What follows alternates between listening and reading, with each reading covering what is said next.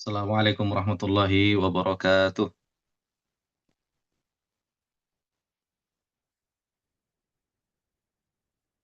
Halo, Assalamualaikum. Suaranya jelas, para ikhwah? Jelas, Ustaz. Waalaikumsalam warahmatullahi wabarakatuh. Waalaikumsalam warahmatullahi wabarakatuh. Jelas Ustaz. Alhamdulillah. Kita mulai ya. Bismillah. Eh, Innal hamdalillahi nahmaduhu wa nasta'inuhu wa nastaghfiruh wa na'udzu billahi min shururi anfusina wa sayyiati a'malina. May yahdihillahu fala mudilla lahu wa may yudlilhu fala hadiya lahu. Asyhadu an la ilaha illallah wahdahu la syarika lah wa asyhadu anna Muhammadan abduhu wa rasuluhu sallallahu alaihi wasallam. Teman-teman sekalian, para ikhwan dan akhwat yang semoga dirahmati Allah Azza wa Jalla, kita bersyukur kepada Allah pada kesempatan malam hari ini. Allah pertemuan kita dalam rangka untuk belajar, ya. Di antaranya apa? Belajar ilmu tentang al-fasdu, salah satu dari ilmu kesehatan, yang mana ini adalah bahagian dari wasilah. Mudah-mudahan dengan wasilah ini, Allah Subhanahu wa Ta'ala menjadikan keberkahan dalam usaha kita. Allah Subhanahu wa Ta'ala menjadikan kemudahan dalam urusan kita, insya Allah Ta'ala, dalam dakwah dan juga dalam menolong ya sesama manusia. Barakallahu fikum. Mungkin teman-teman sekalian yang lainnya yang baru bergabung atau yang baru pertama sekali belajar tentang fasdu, sedikit saya memperkenalkan ya. Nama saya itu Taufik Hidayat. Nah, Ana belajar tentang ilmu kesehatan ini awalnya di ITHBI. Di ITHBI ketika Ana belajar, Ana lihat di YouTube dan belajar tentang ilmu kesehatan. Kemudian Ana simak ceramah dari Ustadz Abdurrahman Dani. Kemudian Ana tertarik dan daftar dalam ilmu pengobatan. Lalu masuk dalam program mahasiswa di sana angkatan kedua. Nah, di sana kita mempelajari tentang berbagai macam disiplin ilmu kesehatan. Di antaranya ada bekam, ada fasdu, ada TCM, ada eh, eh, apa namanya meses juga, Thai meses dan juga yang lainnya ya banyak ya. Di antaranya akupuntur dan juga biomekanik. Nah, salah satunya fasdu. Dan kebetulan Al-Ustadz Abdurrahman Dani itu beliau mempercayakan kepada Ana untuk apa? Menerjemahkan kitab-kitab beliau terkait dengan Al-Fasdu. Lalu kitab tersebut dipakailah sebagai muqarrar, sebagai buku pedoman bagi para mahasiswa dalam pembelajaran fasdu, baik untuk tingkat pemula maupun tingkat lanjutan ya, tingkat advance. Dan sampai saat ini ya anak lulus, terus kita kembangkan, kita tambahkan berbagai macam disiplin ilmu diagnosa dan juga apa namanya ilmu-ilmu yang lainnya terkait dengan fasdu ini sampai saat ini. Jadi begitu ya para ikhwah sekalian. Nah, mudah-mudahan apa yang kami sajikan ini bermanfaat untuk antum sekalian dan juga semakin menambah minimal memurojaah kembali ilmu yang sudah pernah kita pelajari. Nah, begitu ya singkat tentang Ana. Alhamdulillah di sini teman-teman yang sudah hadir ada berapa ini?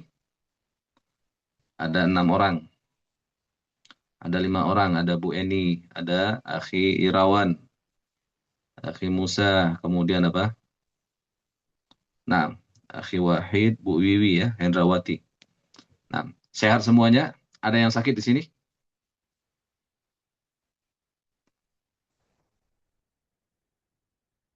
Sehat semua ya? Alhamdulillah. Bismillah. Baik, teman-teman sekalian, para ikhwah sekalian, kita langsung saja pembahasan tentang fasdu ini. Mudah-mudahan kita bisa menyelesaikan dalam 2 atau paling tidak 3 malam. Nanti kita akan cari waktu lain nanti setiap pada Isya insya Allah Ta'ala dalam membahas tentang materi fasdu. Dan juga nanti ke depan kita akan share juga ya tentang metode penusukan dan juga apa ya titik-titiknya. Nah, di sini kita lihat dalam pembahasan yang pertama tentang muqaddimah bahwa teman-teman sekalian, kita tahu sabda Nabi Shallallahu Alaihi Wasallam, beliau mengatakan dalam sebuah hadis yang diriwayatkan oleh Imam Abu Daud, An-Nasai, Ibnu Majah, bahwa hendaknya para praktisi kesehatan mereka menguasai ilmu, sebelum mereka mengobati. Kenapa? Karena Nabi SAW ya, telah bersabda, "Man tatabbaba falam yu'lam minhu at-tibbu fahuwa dhamin." Barang siapa yang mengobati dan tidak diketahui bahwasanya dia adalah seorang pelajar ilmu pengobatan, dia bukan ahlinya. Intinya dia bukan ahlinya, ya, tidak ada riwayat dia belajar tentang ilmu kesehatan, lalu dia melakukan tindakan pengobatan, maka dia menjamin, ya, dengan segala apa kerugian yang terjadi. Nah, ini hati-hati, hati-hati.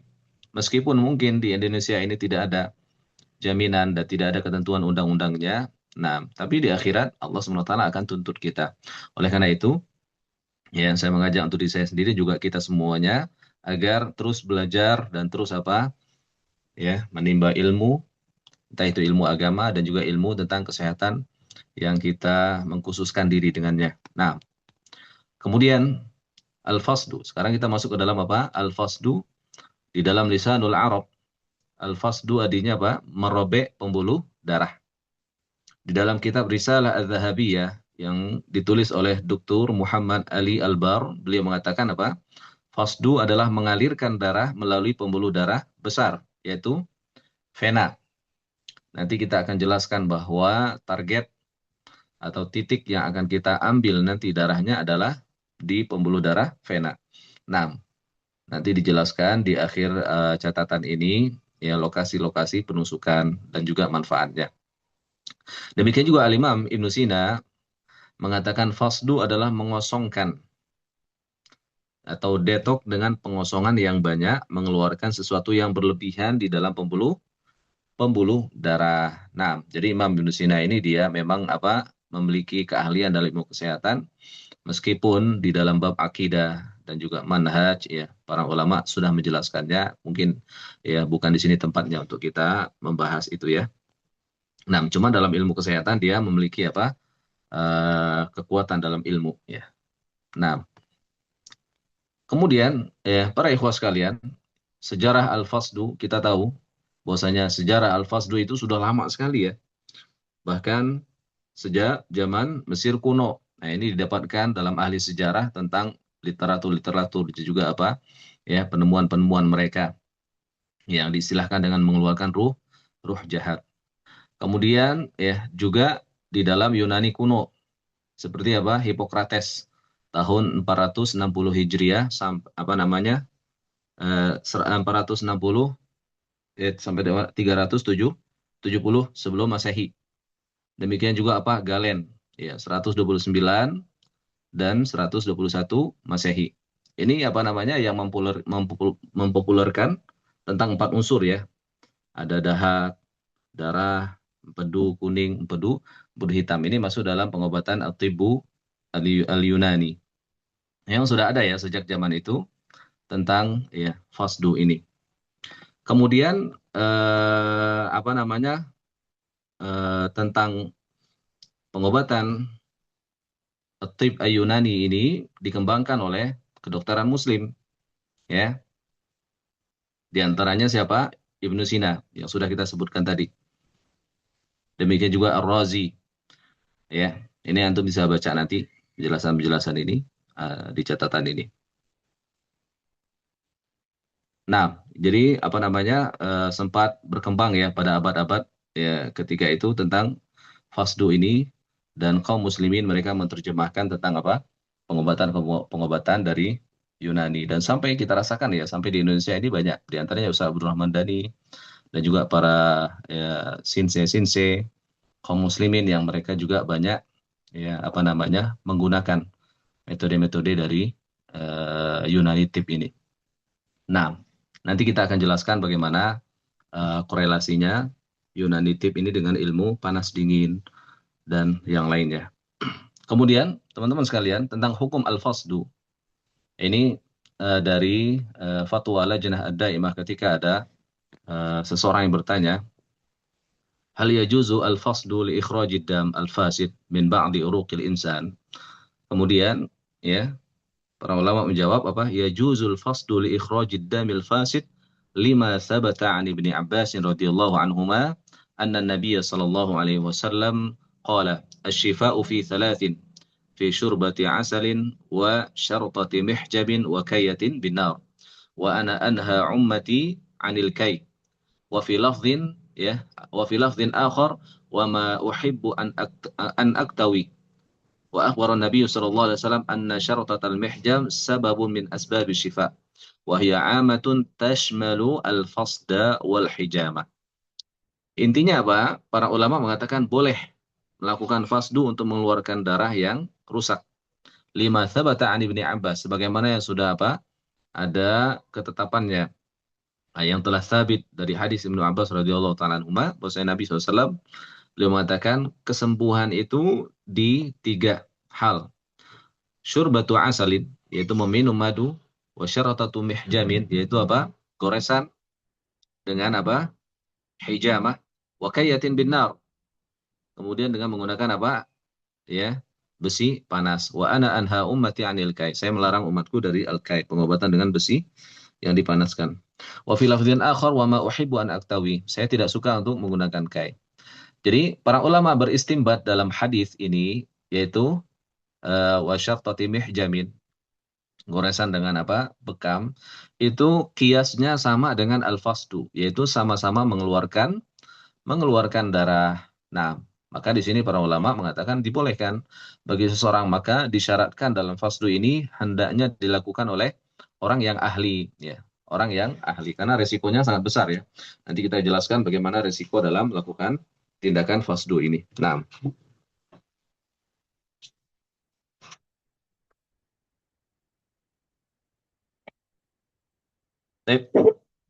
begitu. Kita agak percepat aja. Yang antum yang butuh-butuh kita jelaskan aja nanti kita jelaskan ya. Kemudian di sini kesimpulannya apa? Apakah fasdu ini bahagian dari Tibun Nabawi? Jawabannya tidak. Ya, jawabannya tidak. Ya, kita juga sudah meneliti ya bagaimana referensi penjelasan para ulama tentang hadis. Ternyata ya khairu ma tadawaitum bihi bil al-hijamah wal fas, sebaik-baiknya apa yang kalian berobat dengannya itu dengan al-hijamah. Kata al-fasdu ini adalah ziyadah, yaitu tambahan. Jadi bukan dari Nabi, melainkan apa? Ucapan dari Imam Ibnul Qayyim Al-Jauzi rahimahullahu taala. Namun meskipun itu bukan dari hadis Nabi, bukan berarti kita menolaknya.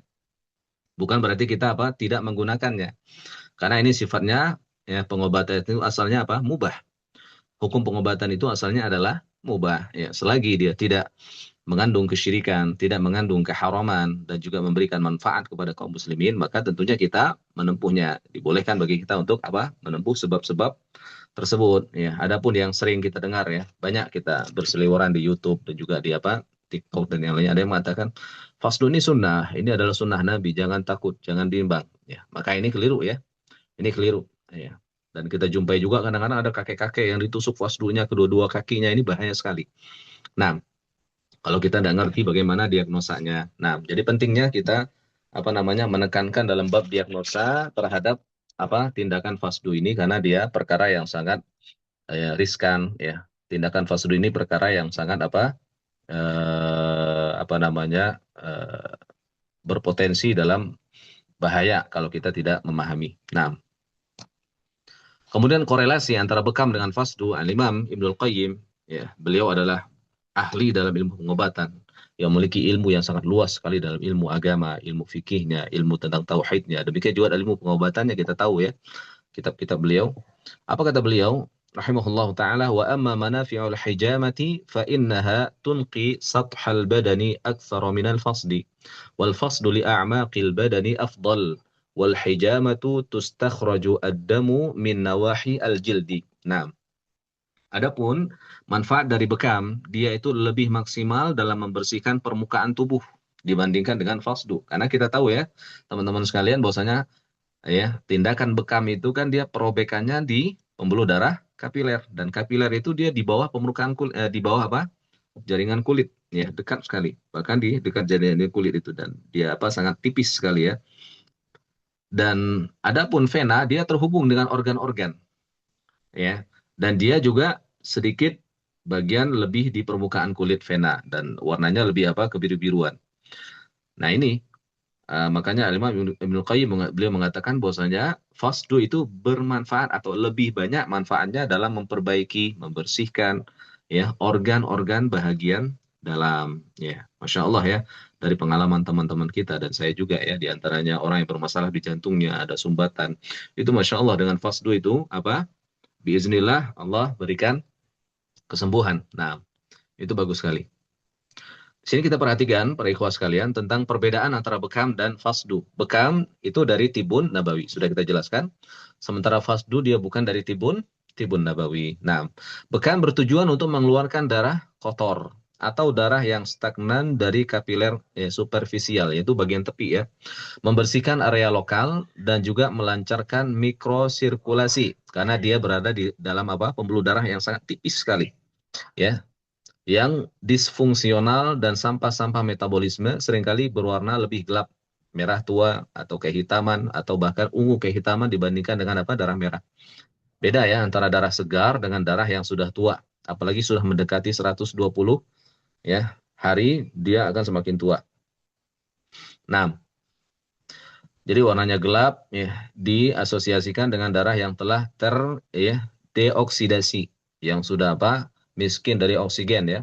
Mengandung lebih banyak limbah metabolik atau bersifat stagnan. Ya. Sementara fasdu secara umum bertujuan untuk mengurangi volume darah. Ingat ya, mengurangi kelebihan-kelebihan darah, partikel-partikel. Termasuk juga apa zat besi yang di dalam unsur darah itu. Ini sangat bermanfaat sekali. Ya. Terutama ini berpotensi paling banyak ya didapati pada pasien gen panas, genetik gen panas ini karena mereka suka makanan-makanan tipe panas ya. Nah, tujuannya apa? Untuk mengurangi itu dan juga menurunkan kadar zat-zat tertentu yang terkandung di dalam pembuluh darah. Apa saja? Di antaranya kolesterol. Nah, makanya nanti kita dapati itu nanti saat di fasdu itu kan, nanti keluar kayak kuning-kuning minyak gitu kan, kental. Ini ya salah satu dari apa? Indikasi kolesterol. Asam urat di antaranya apa? Warna yang sangat gelap, hitam, pekat. Ini salah satu dari indikasi asam urat. Nah, ya, demikian juga gula darah. Demikian juga darah-darah yang banyak mengandung racun, orang-orang yang suka apa namanya meminum obat kimia itu kita dapati darahnya itu ya apa namanya warnanya kebiru-biruan dan ya aneh macam-macam ya. Maka ini ya fasdu sangat-sangat membantu sekali untuk mengeluarkan hal-hal tersebut. Karena kalau kita bawa ke donor darah maka akan ditolak. Ya, baru beberapa hari yang lalu ada pasien datang dia ya apa namanya mengeluhkan bahwasanya setiap kali mau daftar di donor darah itu ada aja penghalangnya. Ya, misalnya, Pak, Bu, saya minta plastik ukuran sekilo. Oh, nggak ada. Saya minta begini-begini. Oh, kalau ini besok aja datangnya, Pak. Bapak harus gini. Jadi seperti apa? Dipersulit. Ya, dipersulit. Dia sudah datang ke tempat A, B, C, D juga begitu. Akhirnya apa? Dia lihat scroll TikTok, dia lihat ada fasdu. Ah, ini mirip nih dengan apa namanya? Dengan donor darah. Kemudian dia hubungi saya dan dia melakukan fasdu ini diantaranya ya. Apalagi kalau sudah jelas-jelas darah seseorang itu dia bermasalah, maka tentunya tidak ya akan terpakai dalam artian apa? Tertolak. Solusi apanya? Solusi satu-satunya diantaranya apa? Fasdu. Nah, selain bekam apa? Fasdu. Nah, kemudian para ikhwah sekalian, cara kerja yang berbeda. Di antaranya bekam yang disayat adalah tepi kulit. Ya, seperti yang sudah kita ketahui bersama, ya. Beda dengan fasdu yang ditusuk adalah pada pembuluh darah vena ya yang ada di bawah jaringan kulit kita ini yang kelihatan. Nah, secara umum bekam lebih cocok untuk tubuh yang tipe panas. Nah, nanti kita belajar ya, genetik gen panas. Genetik gen panas nanti Bapak Ibu sekalian kita bisa mengetahuinya dari karakter bisa ya. Di antaranya apa? Orang-orang yang genetik gen panas atau tipe panas itu dia biasanya mudah marah. Orangnya suka bergaul. Orangnya itu apa? Mendominasi. Kalau dia itu apa? Ya berkumpul dengan orang-orang lain. Orangnya suka ngobrol. Orangnya suka dengan makanan-makanan yang gurih, yang asin, makanan-makanan hewan darat, ya dan yang lainnya. Ini adalah genetik gen panas. Maka orang-orang seperti ini sangat berpotensi dia itu apa? Mengalami penyakit-penyakit tipe panas. Nah, jadi orang-orang tipe panas dan pada suhu panas seperti siang hari saat terik matahari. Nah, sebab saat itu pembuluh darah melebar dan ya, racun bertumpuk di permukaan kulit. Ini untuk bekam ya. Memang demikian ketika cuaca di siang hari atau daerah-daerah yang tropis yang panas itu ya pembuluh darah itu dia melebar dan sifat panasnya itu naik ke permukaan. Maka ini sangat-sangat ya maksimal kalau kita melakukan bekam ya. Nah, adapun di cuaca yang sedang atau apalagi cuaca yang dingin itu biasanya darah banyak mengendap di pembuluh darah yang besar seperti vena dan yang lainnya, maka ini fasdu lebih cocok. Lebih lebih cocok. Jadi masing-masing punya keutamaan, punya keutamaan. Hanya saja kadang-kadang bisa jadi kita mengkombinasikan antara dua hal itu ya. Nah, kadang-kadang di cuaca yang panas ada orang yang bermasalah di bagian organnya, maka mau tidak mau kita lakukan tindakan fasdu. Nah, sampai di sini jelas teman-teman sekalian?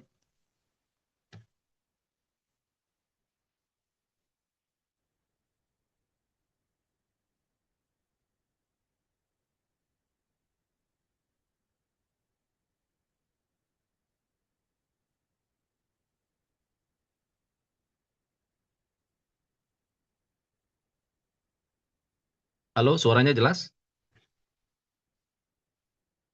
Baik.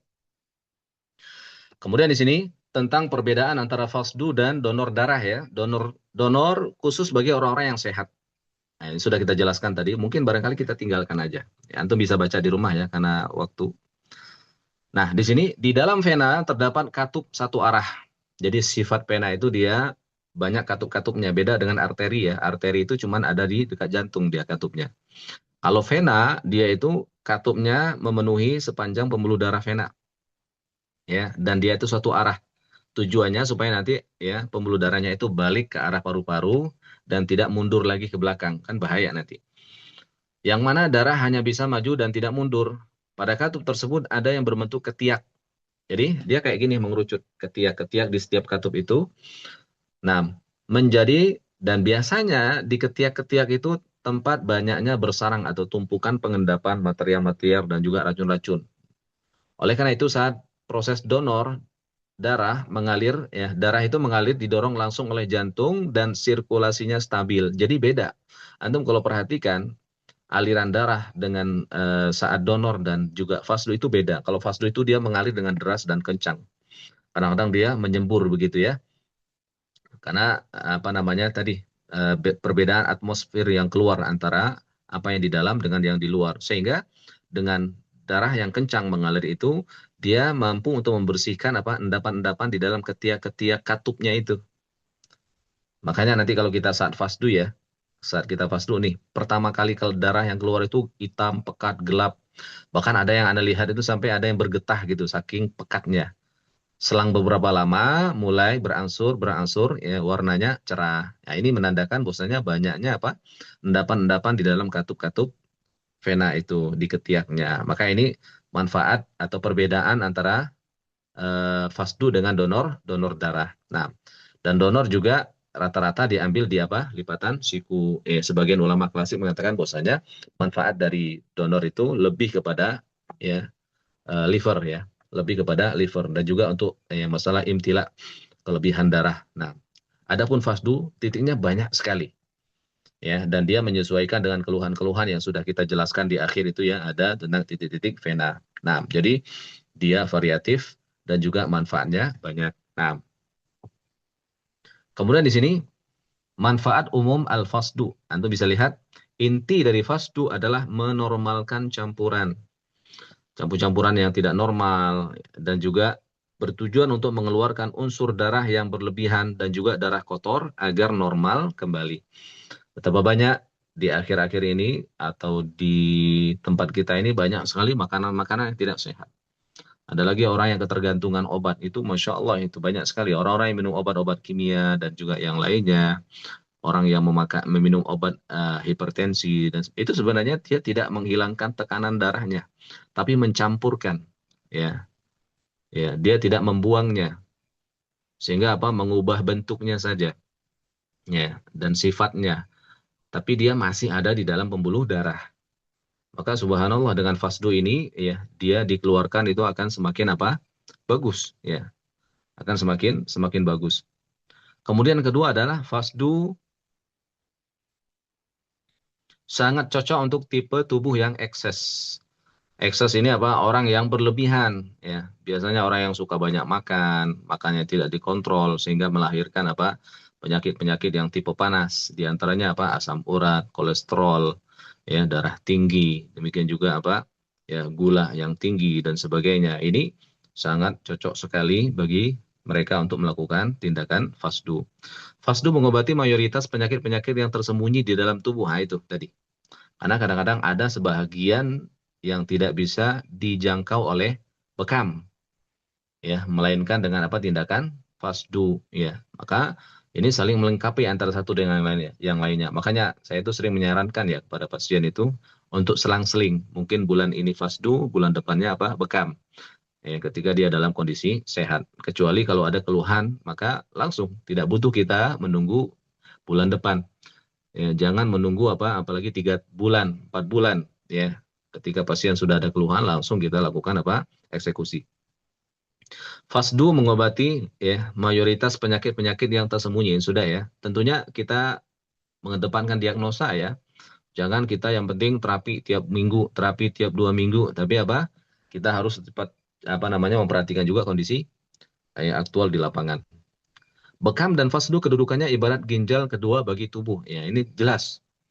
Karena ginjal itu dia mengatur cairan, ya, bagaimana dia menyaring racun, demikian juga apa liver, bagaimana dia itu apa menghasilkan darah, bagaimana limpa dia itu dalam apa membersihkan darah-darah yang sudah usang, ya, dan juga menyaringnya, dan juga meringankan kinerja. Dengan fasdu ini dia akan meringankan kinerja dari organ-organ kita, organ ginjal kita, demikian juga jantung kita, dan ini diakui secara medis juga ya, meringankan kinerja jantung bagi orang-orang yang dia ada ekses di dalam tubuhnya. Nah, fasdu sangat baik untuk kasus inflamasi jantung ya dan juga infeksi paru. Ini subhanallah ya, kita buktikan juga ketika zaman-zaman Covid kemarin itu, maka ini fasdu merupakan salah satu solusi ya dalam apa namanya pengobatan, apalagi orang-orang yang sudah vaksin, apalagi orang-orang yang apa namanya terkena penyakit apa namanya COVID. Ini bagian dari penyakit tipe panas, maka sangat bagus sekali untuk dilakukan fasdu. Fasdu dapat membuang uap di dalam tubuh. Nah, ini betul sekali teman-teman sekalian, karena dalam metode pengobatan klasik itu uap, sebagaimana dijelaskan oleh Ibnu Hajar dan juga para ulama yang lainnya, bahwasanya uap itu ya bisa membawa 100 penyakit. Ketika dia masuk ke hidung, maka akan terjadi ingus. Ketika dia masuk ke paru-paru, maka akan terkena batuk. Masuk ke mata, ya, sehingga matanya menjadi merah dan sebagainya. Ini uap. Demikian juga orang-orang yang banyak makan di malam hari, maka pencernaannya akan apa? Melambat, ya, sehingga apa namanya makanan itu tidak dicerna dengan maksimal, sehingga menimbulkan uap dibawa di dalam darah dan menimbulkan banyak keluhan-keluhan. Nah, fasdu bermanfaat untuk stroke ya. Ini jelas. Darah jika dibiarkan di dalam tubuh terkadang bisa menjadi racun dan ada saatnya perlu untuk dibuang. Ini jelas ikhwas sekalian. Fasdu sangat bermanfaat bagi ibu hamil yang mengalami ekslampsia. Ekslampsia. Ini sempat kita diskusi juga di grup ya. Ada beberapa teman yang melakukan tindakan fasdu terhadap ibu hamil yang dia mengalami hipertensi yang tinggi, itu maka bagus dilakukan fasdu. Ya, selain dari pola makan ya, makan buah naga, ya, makan minum air kelapa untuk menurunkan tensinya atau minyak zaitun, maka bisa dibantu dengan al-fasdu. Tapi ini kita harus hati-hati ya, teman-teman sekalian. Nanti kita jelaskan nanti di apa namanya halaman berikutnya. Fasdu dan penyakit non medis. Ah, ini ya. Penyakit non medis kita tahu bahasanya inna syaitana yajri min ibni adam majrad dami minal uruq. Syaitan itu mengalir ya terhadap anak Adam ini di peredaran darahnya ya. Makanya terkadang kita dapati pasien ketika anak pernah itu ya apa namanya diminta visit fasdu bapak-bapak, ternyata ada gangguan. Ada gangguan nasabnya. Ketika kita mau fasdu tangannya sudah gerak-gerak gitu ya. Karena apa? Korinnya aktif ya. Apa jin di dalam tubuhnya itu aktif. Takut ketika akan di fasdu. Dia mengalir di dalam peredaran darah itu. Nah, ini salah satunya. Fungsi darah. Nah, teman-teman sekalian, Sebenarnya tentang darah ini erat kaitannya dengan medis ya. Tapi mau ndak mau kita mesti belajar. Meskipun ini bukan keahlian saya dan bukan kapasitas kita juga untuk menjelaskannya, kita minimal sekedar untuk mengetahui. Maka saya sarankan kepada teman-teman, kita lihat banyak sekali ya di YouTube itu bagaimana cara memahami, mudah dalam memahami membaca hasil lab, bagaimana kita memahami tentang fisiologi, ya, apa namanya darah, bagaimana tentang darah, itu bagus, banyak sekali zoominar di Zoom itu, di YouTube itu penjelasan-penjelasan tentang darah, kandungan darah, bagaimana baca hasil lab, ya, berapa kadar kolesterol normal, HB yang normal, ya. Ini sekedar untuk pengetahuan dasar bagi kita, penting ya. Ini juga dianjurkan oleh para asatidzah kita dan juga para senior-senior kita terapis, ya. Karena erat kaitannya dengan apa? Medis. Jadi kita ya sedikit belajar tentang hal itu. Jadi dia mengedarkan sari makanan ke seluruh tubuh yang dilakukan oleh plasma darah. Kemudian mengangkut sisa dari oksidasi dari sel tubuh untuk dikeluarkan dari tubuh yang dilakukan oleh plasma darah. Jadi plasma darah ini kita tahu 55% kandungannya dari apa? Ya, darah. Karbon dioksida dikeluarkan melalui paru-paru, urea dikeluarkan. Makanya nanti kita lihat ada nanti tadi yang kemarin disebutkan oleh ibu-ibu itu yang ketika fase 2 anak-anak itu ada cairan bening, itu plasma darah itu. Karena memang plasma darah itu apa namanya? Komposisinya banyak ya, bahkan lebih banyak daripada darah darah merah. Nah, jadi jangan kita kaget apa yang keluar itu. Makanya kita harus hati-hati apa namanya? Karena banyak sekali gizi dan juga HB darah dan juga di dalam plasma darah itu hendaknya kita dengan diagnosa. Demikian juga fungsi darah mengedarkan hormon. Karena hormon itu dia di dalam jaringan buntu, di dalam darah itu dia, ya, yang dikeluarkan oleh kelenjar buntu endokrin yang dilakukan oleh plasma darah. Mengangkut oksigen ke seluruh tubuh yang dilakukan oleh sel-sel darah merah. Nah ini HB darah juga ada di dalam darah merah itu, yang dia nanti mengikat oksigen dan disalurkan kepada seluruh tubuh kita yang dipompa oleh jantung. Ini fungsi darah. Membunuh kuman yang masuk ke dalam tubuh yang dilakukan oleh sel darah putih. Nah, nanti kita tahu bahwasanya ada sel darah putih, ada leukosit, ada monosit, ada limfosit dan juga yang lainnya. Nah, itu kita bisa lihat ya di YouTube, banyak sekali penjelasannya. Kemudian yang keenam adalah menutup luka yang dilakukan oleh keping-keping darah, yaitu trombosit ya. Nanti kita lihat nanti trombosit bagaimana ya fungsinya, menjaga kestabilan suhu tubuh. Kadang juga darah itu dia menyimpan bibit-bibit racun. Ya, ketika organ kita itu bermasalah, mengalami kelemahan, otomatis dia tidak kerja dengan maksimal. Ya, sehingga banyak tumpukan darah, lemak darah, demikian juga racun-racun di dalamnya. Maka kita bantu dengan fasdu, selain juga treatment yang lainnya ya, dengan bekam, atau dengan pijatan, atau dengan nutrisi untuk memperbaiki organ, dan sebagainya. Nah, jadi fasdu ini sebenarnya khusus untuk mengobati penyakit-penyakit yang tipenya panas dan ekses. Demikian juga ya yang berkaitan dengan darah kotor. Itu ya. Jangan kita mengklaim bahwasanya fasdu ini bisa mengobati semua penyakit, tidak juga. Makanya kita harus ya banyak-banyak belajar.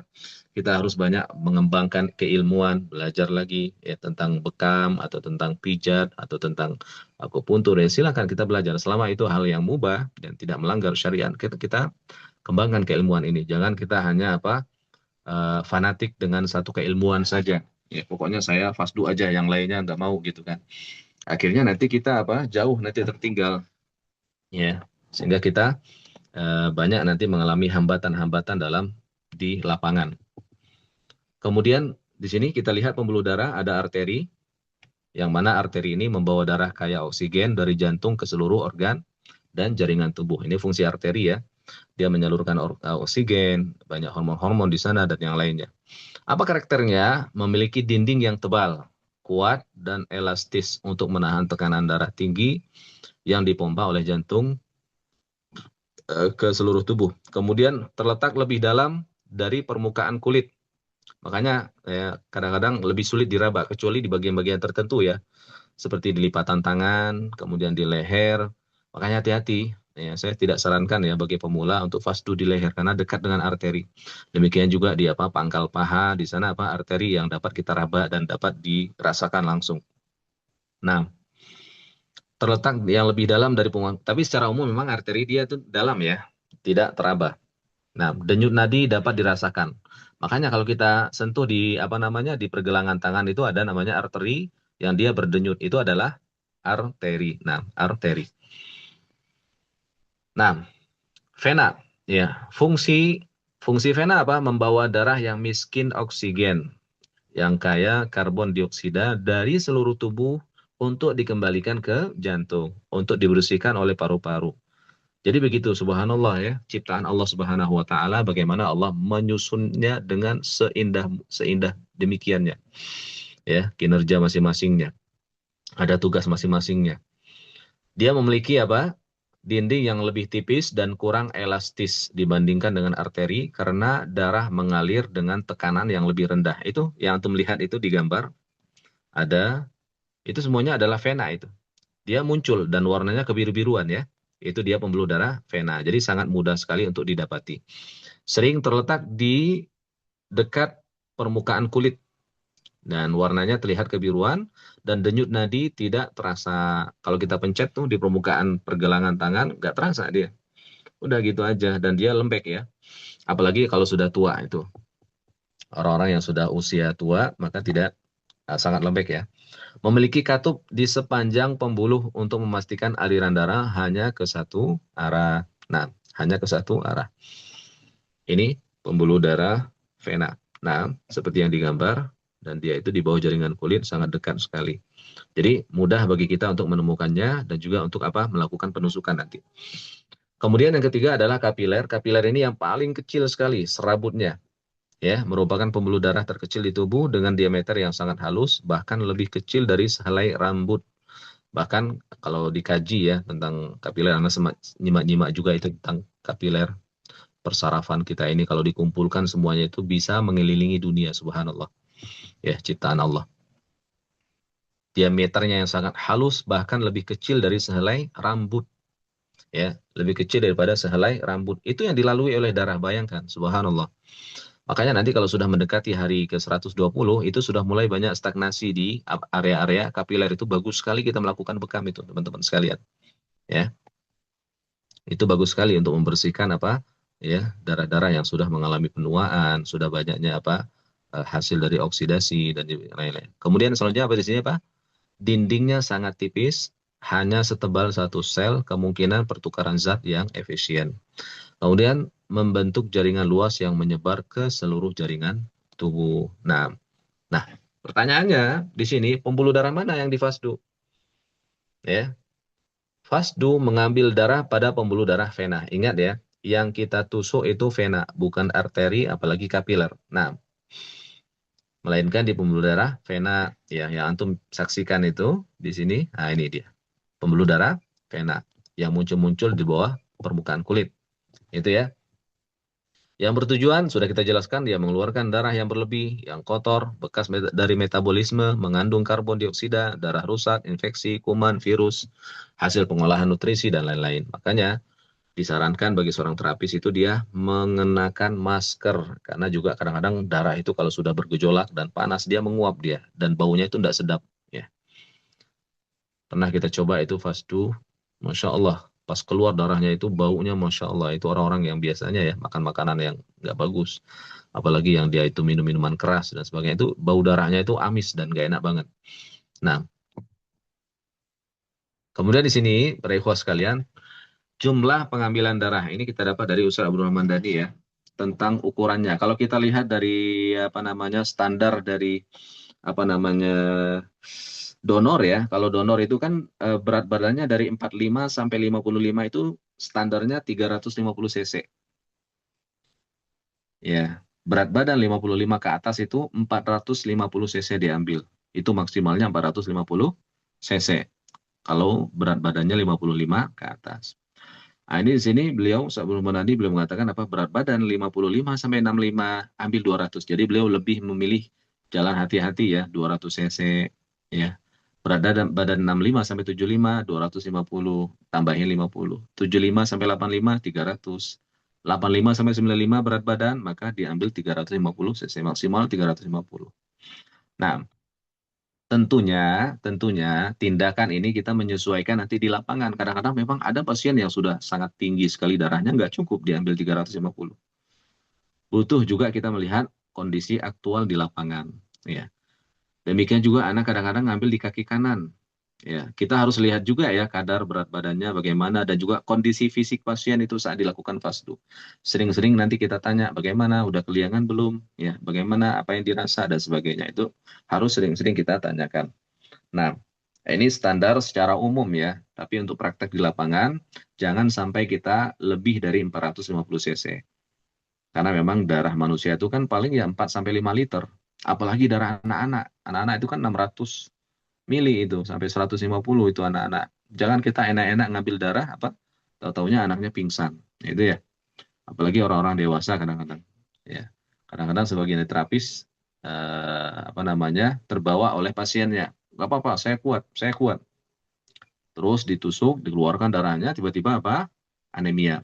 Nah, kekurangan darah. Ini kita harus hati-hati. Nah, kemudian diagnosa fasdu panas dingin. Sampai di sini ada ditanyakan, para ikhwan sekalian?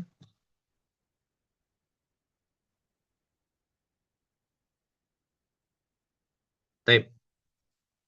Nah, ini kita masuk dalam diagnosa panas dingin. Saya sudah izin dengan founder Ustaz Abu Umar terkait dengan diagnosa fasdu untuk apa namanya metode arah yaitu metode panas dingin. Bahwa fasdu itu dapat kita lakukan untuk pasien-pasien yang dia terkena penyakit-penyakit tipe panas.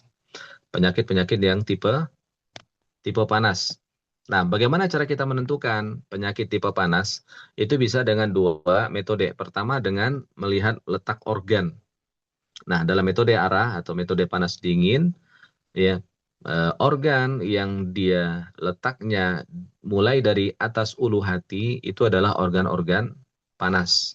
Ketika organ tersebut mengalami masalah kesehatan, misalnya masalah jantung, misalnya kanker payudara, ya, demikian juga masalah THT. Ini adalah penyakit-penyakit tipe panas. Kenapa? Karena organ yang apa namanya bermasalah adalah organ panas. Nah, paham di sini, Ikhwah? Nah, kecuali nanti ada sifat yang mendominasi nanti. Mungkin barangkali kita dapati ada pasien kena stroke iskemik yang lemes, tangannya lemes, maka ini baru dikatakan penyakit tipe dingin. Makanya nanti kita katakan melihat penyakit itu dengan dua. Pertama dari organ, yang kedua adalah dari sifat. Mana yang paling dominan? Nah, sifat diantaranya apa? Sifat-sifat yang panas. Sifat itu dapat kita telusuri dari apa? Ya, karakter penyakitnya itu. Ketika kita sentuh, ya, terasa hangat dan juga adanya infeksi, ya, adanya sifat apa?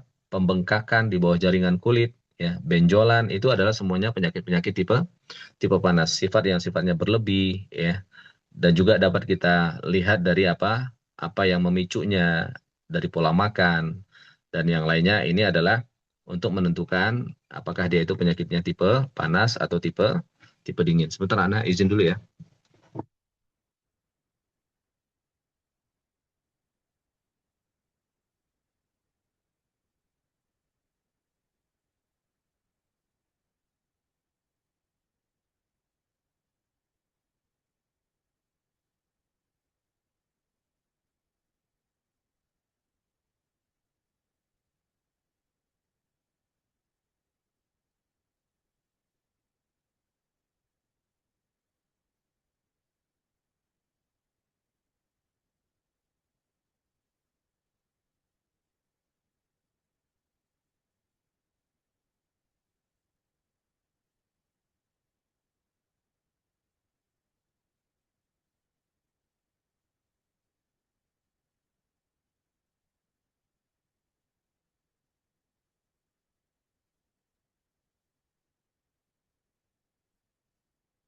Sip. Halo, Assalamualaikum. Suaranya jelas, Ikhwan? Masih menyimak semuanya?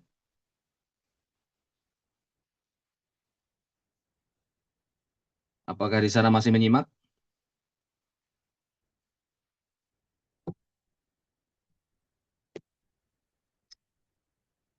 Baik,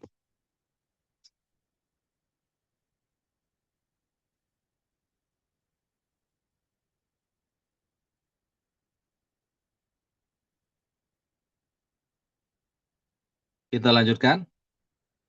Baik ya, kita lanjutkan ya. Nah, Iya, Ustadz. jadi semua penyakit tipe panas itu layak dilakukan fasdu ya. Ini apa namanya diagnosa yang paling mudah dan paling simpel banget, nggak banyak mikir kita. Betul apa tidak? Organ yang mulai dari ulu hati ke atas nih, apa aja? Jantung, ya kan? Paru-paru, demikian juga apa? Masalah tangan kanan dan juga tangan kiri kita, ya. Demikian juga lanjut ke atas leher, telinga, mata, hidung, ya. Demikian juga kepala. Ini semuanya adalah penyakit-penyakit tipe tipe panas.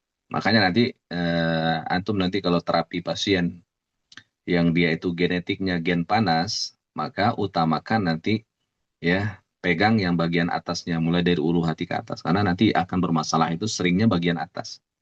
Kalau ada orang genetik gen dingin, ciri-ciri genetik gen dingin orangnya minderan, orangnya pendiam, orangnya suka di rumah, nggak suka banyak berteman, ya, orangnya suka makan makanan ikan, gitu kan, daripada daging-dagingan, ya. Demikian juga orangnya itu kalau apa tidurnya sukanya tengkurap, apa namanya, seperti udang, orangnya nggak suka AC dan sebagainya. Ini orang-orang genetik gen dingin. Orang-orang gen dingin akan sering bermasalah nanti mulai dari ulu hati ke bawah. Masalah di livernya, masalah di lambungnya, usus buntunya, usus besarnya, masalah di lambungnya, masalah di pinggangnya, di ginjalnya, ya. Maka antum terapi nanti bagian situ.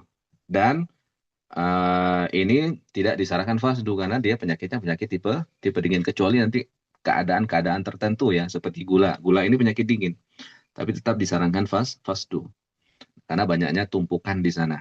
Karena banyaknya tumpukan di sana. Paham di sini ya? Antara panas dan dingin.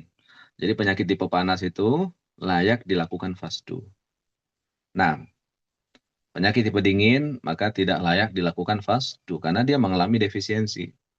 Dia mengalami dingin, kurang. Fasdu itu tujuannya kan untuk mengurangi, untuk mendinginkan, untuk apa? Mengosongkan. Kalau orang udah dingin, didinginkan lagi, tambah dingin dua kali dia nanti. Ya, pingsan yang ada kan. Nah, itu harus hati-hati. Kita harus lihat, oh ini orangnya gen dingin. Gen dingin mah rata-rata kenanya paling lambung. Ya, kalaupun nanti dia ngeluhin ada sakit kepala, pusing, itu mah karena pikiran aja. Banyaknya karena faktor psikis. Perlu untuk kita bawa diskusi, kasih tazkiyatun nafs orang-orang seperti itu. Nah, kecuali kalau orang-orang genetik yang panas, dia datang, dia mengeluh, ada sakit di belikat dan sebagainya. Ah, ini orang-orang seperti ini jujur gitu. Ya, kondisi yang dia alami itu betul-betul apa? Ya, benar adanya. Nah, jadi itu simpelnya dalam kita melakukan tindakan fasdu ya, dengan melihat genetik orangnya, kemudian apa namanya melihat jenis penyakitnya, kemudian sifat penyakitnya. Di sini saya sudah apa namanya paparkan di sini macam-macam penyakit tipe panas. Sudah tinggal kita hafal aja sudah. Ada pasien keluhan, Pak Ustadz saya ada sakit di ini bagian dada saya ini kenapa ya nyeri gitu kan? Cek cek cek ternyata coba cek dulu rumah sakit. Oh dia orangnya gen panas. Udah jelas itu. Berarti penyakit-penyakit tipe panas. Udah Bismillah fasdu gitu. Ada pasien masalah jerawat, masalah herpes, masalah campak, migrain.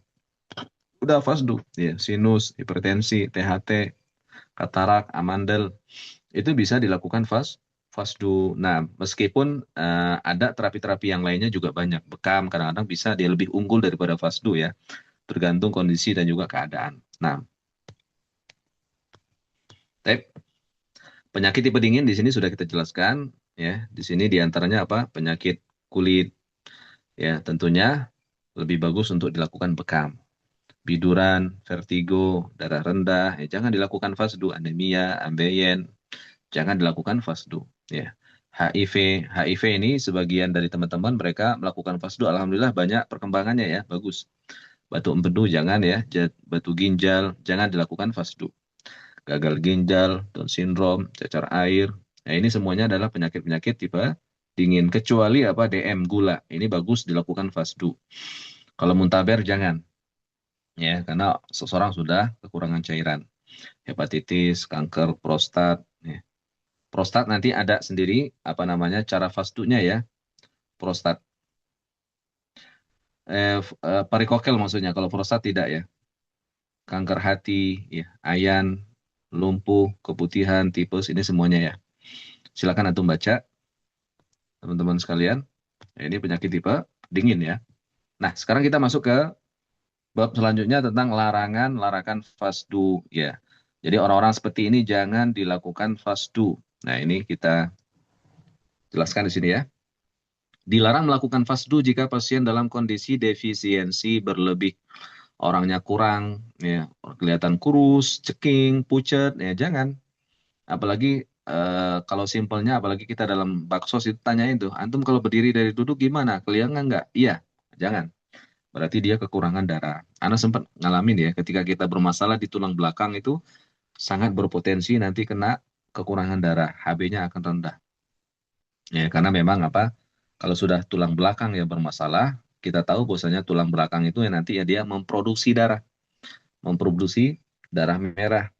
Kalau ketika dia itu bermasalah tulangnya, maka akan terganggu nanti produksi darahnya. Makanya kalau kita ingin memperbaiki pasien, perbaiki dulu tulangnya. Perbaiki bagaimana tulangnya, ada masalah nggak di saraf kejepitnya, bagaimana di apa bantalan pinggangnya dan sebagainya. Nah,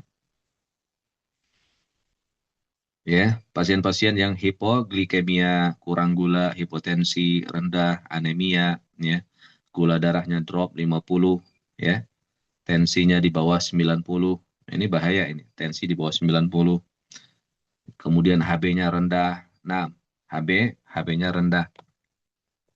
Nah, nanti antum melihat itu ya bagaimana cara membaca hasil lab di YouTube. Itu bagus, nanti kita cek-cek bagaimana HB, ya, berapa ukuran HB yang normalnya kan. Kalau untuk perempuan itu berapa HB-nya? 12 ya, 12 sampai 14. Kalau laki-laki 13 sampai 16. Itu HB.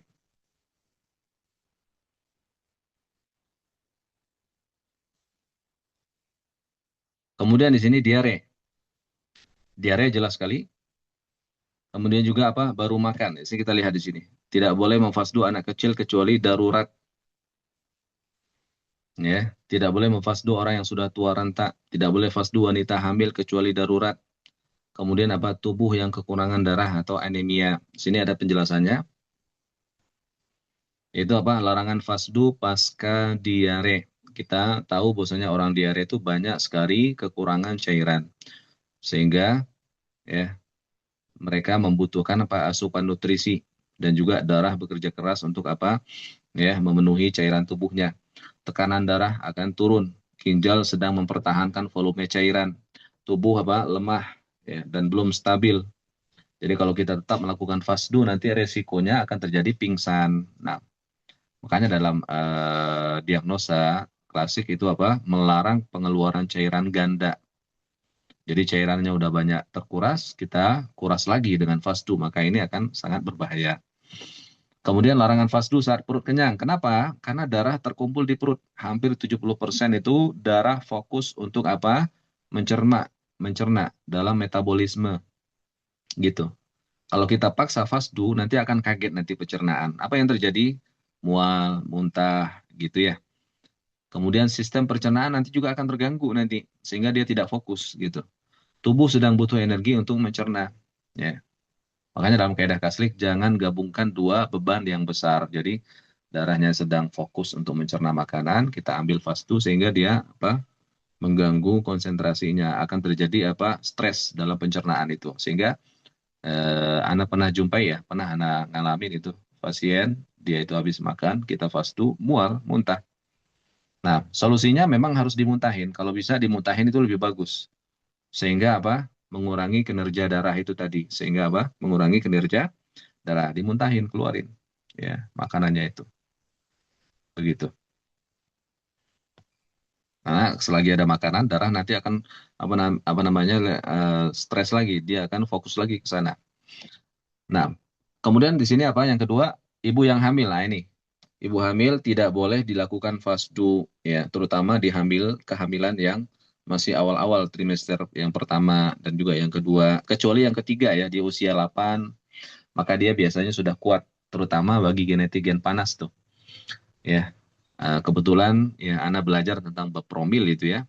Nanti dalam bab promil itu dijelaskan bahwasanya wanita gen dingin itu biasanya di 3 bulan pertama maka kehamilannya dia akan mengalami ya lemah. 3 bulan kedua akan menguat. 3 bulan yang ketiga dia akan lemah lagi. Makanya wanita yang gen dingin ini jangan sekali-kali kita pasdu. Ya, kecuali gen panas itu biasanya gen panas ini sangat berpotensi terjadi sesar.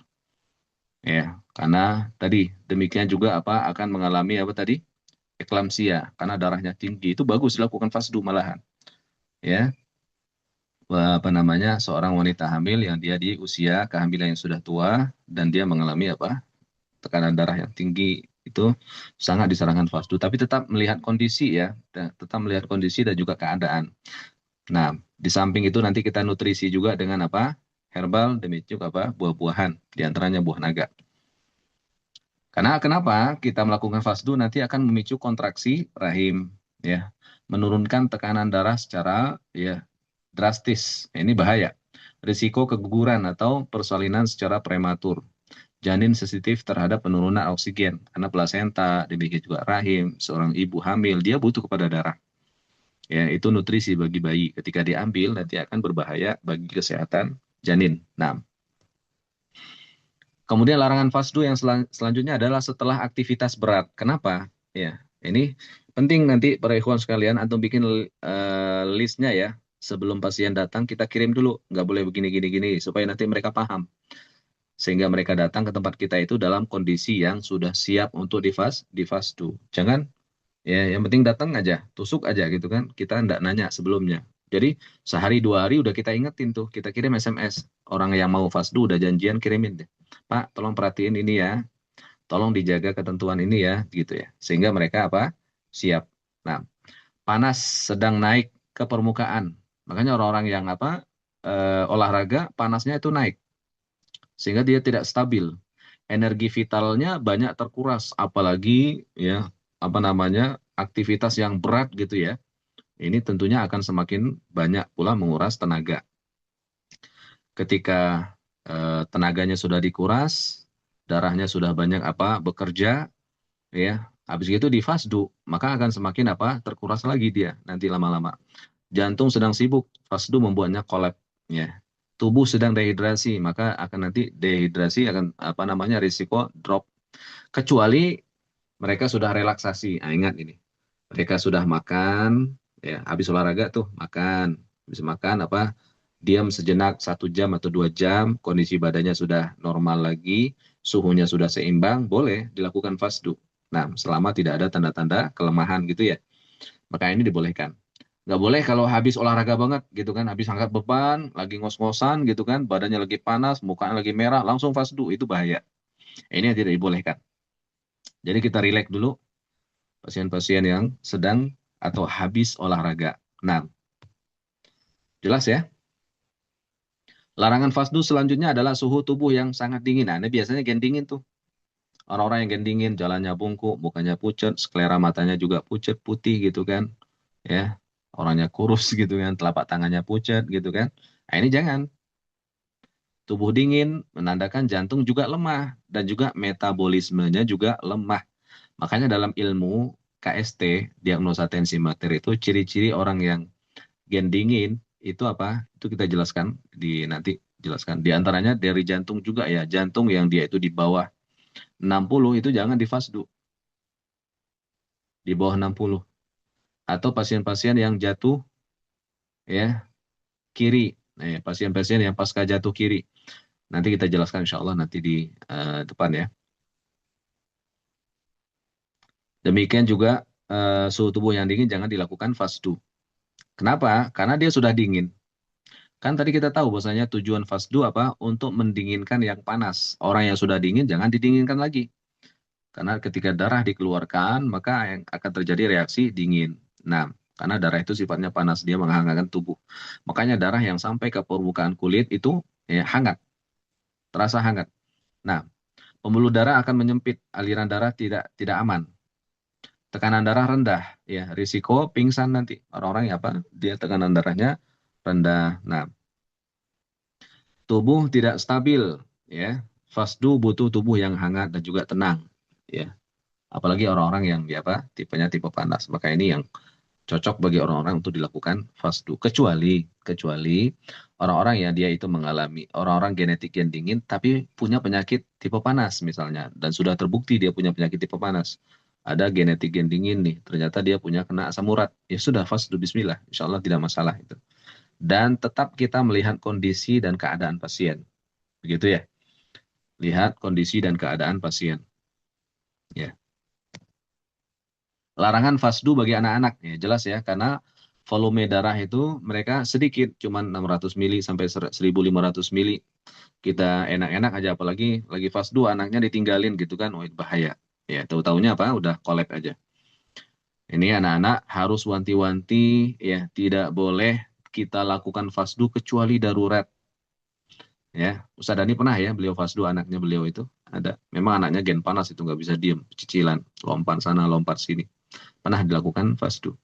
Dan tetap kita melihat kondisi dan keadaan si anak ini, ya. Kalau bisa jangan fasdu. Kalau seandainya bisa dengan terapi yang lain, maka lakukan terapi yang lain. Anak paling banter itu anak-anaknya di bekam, ya. Karena bekam itu bagus ya, bekam. Nah, sistem kekebalan tubuh masih berkembang karena darah itu adalah energi vital bagi mereka, ya, sumber nutrisi bagi mereka. Organ pemulihan darah belum matang, ya. Kemudian nanti akan berpotensi kehilangan panas tubuh yang lebih cepat. Demikian juga sifat pembukuan darah mereka itu belum optimal. Ya, demikian juga dari sisi trauma psikologis, ya, risiko anemia dan yang lainnya. Nah, jadi secara umum anak-anak itu tidak disarankan fasdu kecuali dengan syarat dan ketentuan. Ya, ketika dia punya penyakit tipe panas misalnya, atau anak-anak yang genetik gen panas, lalu dia punya penyakit tipe panas, ya, terlihat misalnya punya benjolan di kepalanya, atau dia punya penyakit apa, ya, barangkali punya penyakit tumor dan sebagainya, maka ini lakukan fasdu. Nah, pembengkakan. Lanjutnya di sini apa? Lansia. Ya. Kenapa lansia itu tidak disarankan fasdu? Karena volume darah dan kekuatan tubuh sudah menurun. Nah, ini jelas. Ya. Kenapa? Karena sumsum tulang belakang mereka juga regenerasi selnya juga sudah berkurang. Ya. Tidak sebagaimana orang-orang yang di usia apa produktif. Ya. Anak-anak muda, orang-orang dewasa. Kalau sudah lansia itu sangat apa? Rentan. Nah, tekanan darah juga tidak stabil, kadang naik, kadang turun, ya. Demikian juga organ, mulai dari ginjal, demikian juga hati. Ginjal dia untuk apa? Mengatur cairan tubuh, hati untuk memproduksi darah. Itu sudah apa? Menurun fungsinya. Apalagi kita tahu ada pasien hepatitis, dia bermasalah di hatinya. Jangan kita lakukan fasdu. Nah, kulit dan pembuluh darahnya rapuh, ya. Kadang banyak kita jumpai apa namanya sudah tidak elastis lagi kulitnya. Ketika dia dilakukan perobekan itu apa akan semakin apa memperparah kondisi kulitnya. Jantungnya dia juga mengalami kelemahan. Ya, kaidah klasik itu melarang pengeluaran darah pada ya usia apa namanya tubuh yang lemah. Demikian juga kalau kita tetap lakukan bisa ya kemungkinan terjadinya pingsan atau shock ya lebih lebih tinggi ya. Dan juga apa penyembuhan lukanya nanti akan lama. Ini untuk wanti-wanti ya. Kecuali nanti kondisi dan keadaan tertentu kita melihat ada orang tua usia 70 tahun. Seperti Ibu Ana 75 tahun rutin Ana fasdu karena beliau itu rutin banget jalan kaki. Sangat kuat sekali berkilo-kilo sampai sekarang ini jalan kaki kemana-mana. Langganan kena asam urat karena makanannya selalu tipe panas gitu ya. Itu rutin Ana fasdu itu tiap bulan. Alhamdulillah aman ya. Jadi kita lihat kondisi dan keadaan. Meskipun usia tua, kalau ternyata dia punya penyakit tipe panas dan fisiknya kuat, ya maka ya lakukan fasdu, gitu ya. Kecuali orang tua yang dia itu kerjaannya cuma di rumah, mager, kelihatan ada tanda-tanda kelemahan pada tubuhnya, maka jangan. Kalaupun kita terpaksa fasdu, tetap kita ya dengan apa tindakan yang ketat, ya jangan sampai kita berlebihan. Nah, kita ambil dulu bertahap, ambil 20 mili misalnya, atau 50 mili, ya, sambil kita melihat kondisi dan keadaan pasiennya. Nah, jelas di sini para ikhwan sekalian? Jelas ya?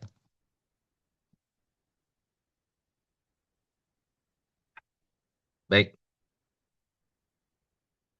Larangan pasca fasdu. Jadi setelah kita melakukan fasdu, apa yang dilarang? Jangan langsung tidur. Kenapa? Karena orang yang sudah melakukan fasdu itu berarti tekanan darahnya akan menurun. Detak jantungnya akan menurun. Tubuh dia akan relaksasi, akan melemahkan, ya, akan melemahkan tubuhnya. Kalau kita langsung tidur, berarti akan semakin melemahkan. Tidur itu sifatnya kan mendinginkan. Makanya Nabi SAW mengatakan ketika orang marah suruh duduk. Kalau nggak bisa duduk, berbaring. Itu untuk mendinginkan sifatnya. Apalagi kita tidur nyenyak, tidur pulas, itu akan melemahkan detak jantung, merilekkan tubuh, semakin akan melemahkan 2 kali lipat. Oleh karena itu, ketika baru selesai fasdu, jangan langsung tidur. Boleh tidur ya 2 jam atau 3 jam setelahnya. Paham di sini ya? Suruh pasiennya untuk apa? Mungkin ya dia mengkonsumsi makanan yang mudah dicerna dulu, ya. Dia apa namanya aktivitas normal dulu, ya, sebelum dia melakukan tidur. Nah ini kita hati-hati pasien terutama antum fasdu di malam hari. Kemudian makan terlalu banyak.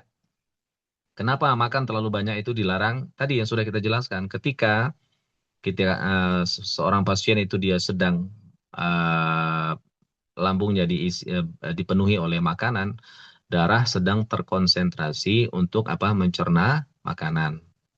Ya, hampir 70% darah itu apa? Konsentrasinya di sana.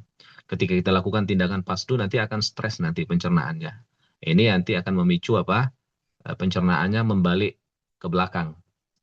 Ya, usus-ususnya itu membalik dia, mengalami stres. Sehingga terjadilah apa? Mual dan juga apa? Muntah. Bahkan nanti kadang-kadang bisa juga pingsan itu ya. Itu harus hati-hati. Orang yang sedang kenyang. Makanya nanti sering kita anjurkan fasdu itu minimal 1 jam atau 2 jam setelah makan. Lebih aman lagi 2 jam. 2 jam setelah makan baru lakukan fasdu. Nah, konsumsi makanan pedas dan sejenisnya dari makanan-makanan yang ya panas. Maksudnya panas ini yang sangat panas ya, makanan-makanan pedas. Ini tidak dianjurkan ya. Fasdu. Kenapa? Makanan panas ini dia memicu apa? Kinerja hormon. Makanan panas ini dia memaksa kerja apa organ juga apa darah dan sebagainya. Ketika kita habis mendinginkan langsung dikagetkan dengan sesuatu yang panas drastis, itu juga nanti akan terjadinya stres nanti, ya. Itu tidak bagus. Makanan-makanan yang sifatnya pedas. Hubungan suami istri jelas ini bahagian apa namanya kiasnya sama dengan olahraga ya. Ketika apalagi apa antum terlalu semangat hubungan suami istri akan banyak energi yang terbuang ya. Demikian juga darah nanti akan terkonsentrasi ke sana ya sehingga apa akan mengganggu. Nah, jadi kalau malamnya insya Allah nggak apa-apa ya. Malamnya habis hubungan, besoknya fasdu insya Allah nggak masalah. Tapi kalau baru gitu kan, habis hubungan suami istri ya langsung di fasdu. Nah itu. Kemudian juga konsumsi yang asam. Asam ini sifatnya apa? Sifatnya sangat dingin dia, memecahkan. Sifatnya itu apa? Memecahkan darah. Makanya ketika orang minum asam itu pembuluh darahnya nanti dia akan mengerucut dia. Orang-orang yang minum asam nanti kita dapati sering dia itu apa? Masuk angin karena sifatnya dingin, sangat dingin. Fasdu sudah kita kurangi, sudah kita dinginkan, habis gitu apa? Minum yang asam-asam. Nanti akan semakin dingin 2 kali lipat. Nah, itu harus hati-hati ya. Jangan konsumsi yang asam-asam jeruk nipis misalnya, jeruk lemon ya, dan yang lainnya itu dihindari dulu. Kemudian 6, konsumsi makanan dan minuman yang panas. Ini jelas ya. Demikian juga es. Es sifatnya dingin, nanti akan semakin dingin. Normal aja kita minum minuman yang normal ya. Ini disarankan. Kecuali apa namanya? Biasanya nih yang agak banyak pantangan itu orang-orang gen dingin memang begitu ya. Mereka itu sangat sensitif pencernaannya. Kalau gen panas rata-rata kuat insya Allah. Cuman untuk wanti-wanti ya kita berusaha untuk tetap ya melaksanakan SOP ini supaya kita apa terhindar dari apa efek samping. Kemudian melakukan aktivitas berat, ini jelas aktivitas berat nanti akan memicu darah untuk bekerja keras, akan memanaskan. Sementara apa namanya tubuh masih dalam kondisi apa regenerasi dalam memperbaiki dan menyeimbangkan. Jadi jangan melakukan aktivitas yang berat, Ya, kalau normal-normal aja enggak masalah. Kemudian di sini anjuran pasca fasdu. Insya Allah kita sampai jam 10 ya teman-teman. Nanti insya Allah kita lanjutkan nanti di pertemuan berikutnya. Apa yang kita anjurkan setelah fasdu ini memenuhi kebutuhan cairan dan juga nutrisi tubuh. Seperti apa? Makanan yang mudah dicerna, seperti kurma, madu, makanan yang direbus, daging merah, itu bagus ya. Untuk kita makan untuk apa? Memenuhi kebutuhan tubuh. Buah-buahan, daging, dan yang lainnya. Ini normal aja. Yang mudah dicerna, jus ya. Apalagi ada jus alpukat itu bagus. Jus apa? Misalnya wortel itu bagus lagi itu. Kalau kita ada. Minimal ya air madu, kalau ada air madu minum air madu. Makanya nanti dianjurkan bagi para terapis itu apalagi ke rumah ya ada air madu, alhamdulillah itu bagus untuk apa menyeimbangkan kembali. Tapi sampai di sini mungkin ada yang mau ditanyakan teman-teman? Sudah ngantuk semua?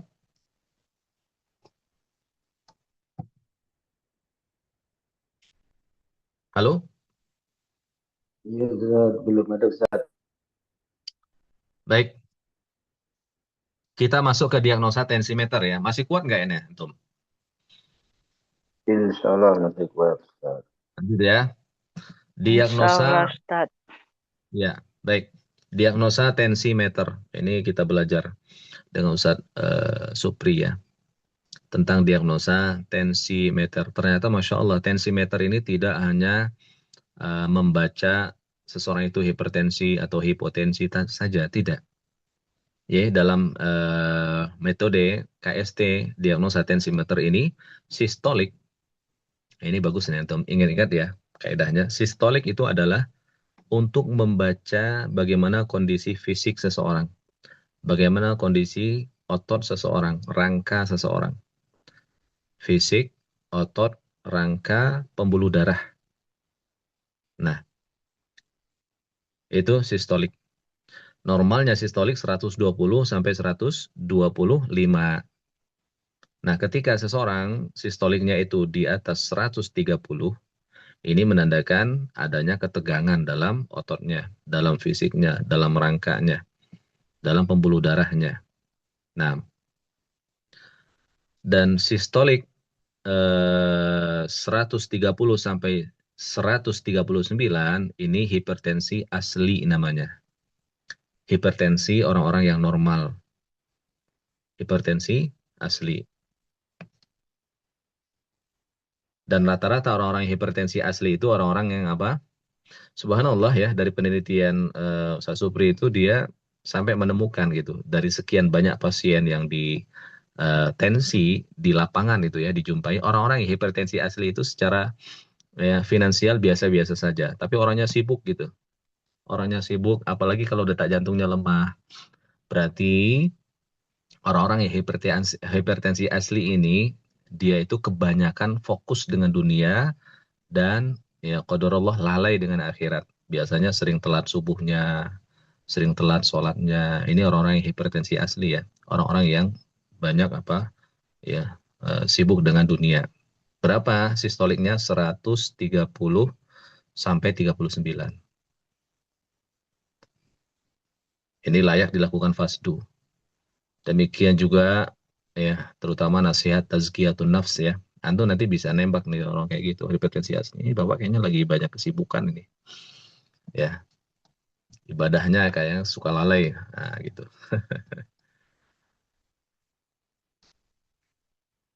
Berarti kalau ada pasien yang sistoliknya itu di bawah ya 120, mulai dari 110, 120 sampai 110 itu masih aman itu. Fisiknya masih aman. Tapi kalau sudah 110 ke bawah, itu menandakan apa saja adanya apa kelemahan dari sisi fisiknya. Ya, pembuluh darahnya, ototnya ya mulai apa mengalami apa kelemahan. Bahkan nanti kalau ada pasien yang dia itu sistoliknya 105 ke bawah, ini menandakan secara praktik di lapangan ya, kasus-kasus di lapangan itu banyak rata-rata pasien yang dia punya keluhan yang sudah menahun. Bisa dari kecil, bisa yang sudah apa kambuh-kambuhan penyakitnya. Kalau sistoliknya itu apa 105 ke bawah. 105 ke bawah sistolik. Kemudian nanti kalau antum ketemu sistolik yang dia itu di bawah 100, misalnya sistoliknya 99 ke bawah, ini rata-rata orangnya cantik. Nah itu bahkan dari tensi ini kita bisa melihat orangnya cantik apa tidaknya gitu ya. Orangnya cantik, orangnya supel, pandai dalam bergaul, cuman kadang-kadang dia itu punya sifat apa? Sombong sehingga merendahkan orang lain. Ya, Allah uji dia dengan apa? Tensi yang rendah. Kemungkinan dia ada apa namanya? Terkena ain ya. Saya belum teliti lebih lanjut ini. Ada kemungkinan dia terkena ain karena dia genetiknya panas. Gitu. Orang-orang yang apa namanya kena tensi di sistoliknya itu 99 ke bawah. Sistolik yang 99 ke bawah begitu. Dan dia itu sering masalah di pinggangnya, masalah pencernaannya dan imunnya juga lemah.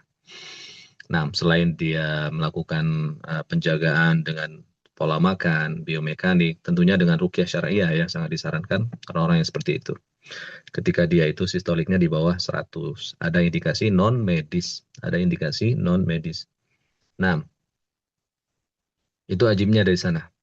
Orangnya genetik panas tapi apa?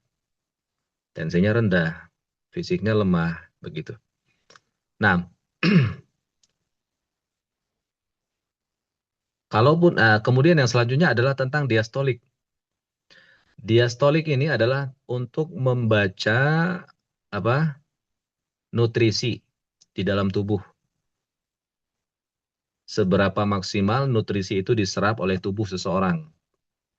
Demikian juga diastolik ini untuk mengetahui ya kadar darah seseorang, bagaimana limfositnya, bagaimana monositnya, bagaimana leukositnya, bagaimana apa HB darahnya, itu semuanya. Normalnya berapa? 80, 85. Ini orang yang paling normal itu begitu.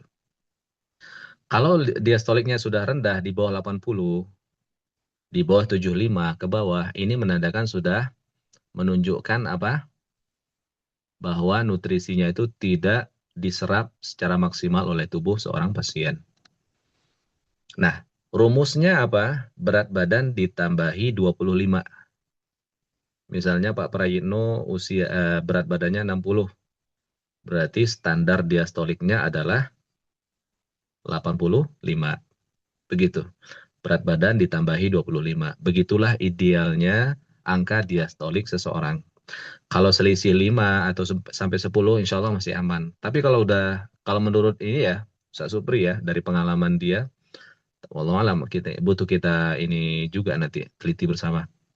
Kalau sudah apa namanya penyimpangannya lebih dari 20 angka, berarti ada indikasi non medis. Paham nggak di sini? Misalnya berat badannya kan 60, kan harusnya diastoliknya 85. Ternyata diastoliknya ini 100. Berarti ada kelebihan lebih 20 angka. Maka disinilah dikatakan dia ada terindikasi non medis. Kenapa? Karena tidak seimbang korelasinya antara nutrisi dan juga berat badan seseorang. Paham nggak?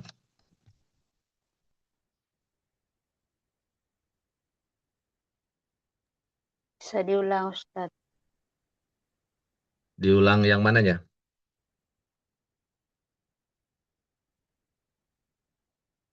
Tentang diastolik. Baik ya, diastolik. Diastolik ini tujuannya apa? Untuk membaca nutrisi yang diserap oleh tubuh. Diastolik juga untuk membaca tentang kadar darah seseorang. Bagaimana monositnya, limfositnya, HB darahnya, leukositnya. Di situ nanti kita bisa. Demikian juga kalori cadangan seseorang. Makanya kalau kita jumpai pasien ketika ditensi, diastoliknya itu di atas 85 misalnya. Diastoliknya 86, diastoliknya 90. Ini menandakan pasiennya itu banyak makan atau sering ngemil, suka makan orangnya. Dan juga ini menandakan banyak kalori cadangan di dalam tubuhnya. Banyak kalori cadangan di dalam tubuhnya. Kebanyakan kalori. HB-nya otomatis nanti tinggi itu. Orang-orang yang diastoliknya di atas 86. HB-nya tinggi, monositnya juga Kalau tinggi. di bawah 85 bagaimana, Ustadz? Kalau di bawah 85 sampai 80 normal. berarti dia standar, masih aman. Tapi kalau sudah di bawah 80, di bawah 70, ini sudah menandakan gejala-gejala apa? Ya, HB rendah. Apalagi kalau sudah di bawah 60 ya. Bahkan nanti kalau ada pasien yang diastoliknya 55, ini sudah ranahnya medis. Karena nanti yang diserang itu langsung nanti ke tulangnya, akan mengalami kerapuhan. Tulangnya akan rapuh. Jadi nggak boleh kita sentuh ya terapis, apalagi di crack, itu patah nanti tulangnya. Jadi nggak sembarangan. Diastolik yang di bawah 60 itu menandakan HB-nya lemah. Di bawah 70 HB-nya sudah mulai lemah. Makanya jangan kita fasdu. Kalau orang yang HB-nya lemah, itu berarti apa? Indikasi orangnya anemia, kekurangan sel darah, ya, sehingga apa? Eh, Imunnya juga lemah, HB-nya juga lemah, limfositnya juga lemah, ya, dan juga apa? Kalorinya tidak diserap maksimal oleh organ, entah karena faktor organnya yang lemah, atau juga bisa indikasi pasien itu jarang makan. Jarang makan, orangnya males makan. Biasanya tuh ibu-ibu biasanya pagi dia nggak makan, siangnya makan. Ini nggak bagus. Harusnya kita itu pagi sarapan. Karena aktivitas di waktu duha di siang hari itu butuh apa? Ya, tenaga, dan tenaga itu kita dapat dari makanan. Nah, makanan itu nanti akan diserap ya menjadi tenaga. Jadi harus makan pagi ya ibu-ibu itu mulai dari jam 6 sampai jam 5 jam 6 sampai jam 8. Nah, begitu. Diastolik ketika dia itu di bawah 70 berarti apa? Menandakan HB-nya lemah. Bahkan ini nanti bisa kita untuk membaca tentang apa? Ya, wanita-wanita yang jarang dibelai. Ada istilah begitu. Orang-orang yang LDR, suami istri yang dia itu jarang ketemu dengan suaminya, ya, itu biasanya diastoliknya rendah, di bawah 70. Ya, ibu suaminya nggak di rumah ya. Iya, gitu. Atau suami juga demikian. Makanya untuk menaikkan imun tadi butuh sekali ya kita dari sisi pola makan iya juga dari sisi apa kehangatan, keharmonisan suami istri, ya seringnya berhubungan suami istri itu juga akan menaikkan imun.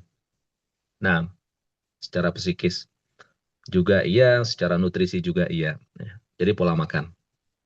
Itu diastolik kalau sudah rendah. Nah, jangan difasdu. Kalau diastoliknya itu di bawah berapa? 70. Sudah ada indikasi HB-nya rendah. Ya, apalagi di bawah 60. Kalau di bawah 70 masih batas aman lah gitu ya. Ya, tapi kalau sudah di bawah 65 itu sudah rendah banget itu HB-nya. Biasanya kalau dicek lab itu sudah rendah banget. Tapi kalau udah pasien di atas 86 berarti dia orangnya doyan makan. Ya, biasanya dan badannya gemuk. Korelasikan aja nanti berat badan ditambahi 25 angka. Itulah idealnya diastolik seseorang. Nah, kalau ada penyimpangan lebih 20 angka, ada terindikasi non medis, ada terindikasi non medis. Nah,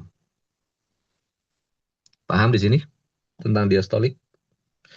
Adapun detak jantung ini adalah untuk membaca psikis seseorang, bagaimana kondisi hati, mood seseorang, karakter seseorang, sifat seseorang. Itu adalah detak jantung. Orang yang paling stabil kondisi hatinya adalah di 80-85. Berarti dia nggak banyak tekanan, nggak banyak was-was, orangnya bahagia, orangnya seimbang dalam pikirannya. Ini Masya Allah nih, kalau kita mau terima karyawan, bisa itu sebagai rujukan, itu lihat detak jantungnya aman apa tidak. Nah, nanti kalau detak jantungnya sudah di bawah 80, nah, sudah mulai nanti ada timbul was-was. Apalagi di bawah 70 itu sudah kuat itu was-wasnya, mudah was-was. Ini menandakan jantungnya lemah, ya. Pompa jantungnya lemah, ya. Dan juga nanti kita tahu bahwasanya di dalam darah ini banyak hormon kan, banyak hormon. Hormon kebahagiaan, dopamin, ada hormon macam-macam ya hormon di sana. Itu nanti akan menyuplai. Ketika dia itu nggak lancar karena lemahnya jantung, lemahnya detak jantung, nah ini juga akan mempengaruhi nanti mood seseorang, akan mudah mood swing nanti. Kalau detak jantungnya di bawah 80, kalau sudah di bawah 70 itu sudah rendah. Makanya nanti kalau kita diagnosa, kalau ada pasien yang dia itu detak jantungnya di 65 ke bawah, di usia 40 dipastikan kolesterolnya tinggi, diabetesnya juga tinggi. Karena sirkulasi darahnya itu apa? Tidak lancar. Akan banyak nanti lemak darah. Akan banyak nanti penyempitan di dalam pembuluh darahnya. Nah, nanti makanya pasien yang dia itu detak jantungnya itu di atas 90, secara emosional dia itu mudah marah. Hati-hati, antum berurusan dengan orang-orang yang detak jantungnya tinggi ya. Mulai dari 60, 86 ke atas itu dia secara emosional dia mudah marah. Ya, akan mulai nanti apa sikap dan perilakunya itu dikendalikan oleh hawa nafsunya, bukan lagi dengan ilmu dan juga keimanan. Ya, apalagi detak jantungnya sudah mulai 90 ke atas, itu akan mudah sumbu pendek nanti. Apalagi dia itu bukan ahli ilmu, bukan seorang yang pelajar. Nah, itu ya, akan berpotensi dia dikendalikan oleh hawa nafsunya dalam bersikap dan perilaku. Itu. Detak jantung 90, 85, 86 ke atas ya. 86 ke atas. Ini ajib ya, kalau kita belajar tentang detak jantung itu. Apalagi nanti kalau detak jantung sudah 100, 90 ke atas itu nggak boleh kita fasdu ya, teman-teman. Minimal nanti kita kasih nasihat dulu orangnya supaya apa? Diredam emosinya. Ya, setelah itu kita totok nanti belikan kanannya. Kalau yang ngerti totok punggung itu kan belikan kanan untuk apa? Menurunkan tensi ya. Bisa juga kita treatment tulang belakangnya, dipijat tulang sisinya itu ditelusuri dengan jempol supaya relaksasi sampai detak jantungnya di bawah 90 baru boleh dilakukan fasdu ya. Kenapa? Nanti karena akan pusing karena kondisinya dia itu sudah panasnya. Panasnya itu full dia. Panasnya ekses orang-orang yang 90 detak jantung. Apalagi kalau udah 100, 100 itu sudah detak jantung yang di atas 86 itu sudah mulai apa? Orangnya punya beban pikiran. Antum nanti kalau ketemu pasien detak jantungnya di atas 86, Bapak kayaknya lagi banyak beban pikiran deh. Mesti nanti dia bilang, iya betul. Banyak pikiran orangnya, banyak mungkin banyak tunggakan lah atau sebagainya ya, dan sebagainya. Kalau sudah 100 ke atas, itu ada nanti ada rumus-rumusnya tensi itu. Ajib nanti, mungkin lain waktu kita belajar tensi ya. Ada indikasi sudah mulai nanti depresi.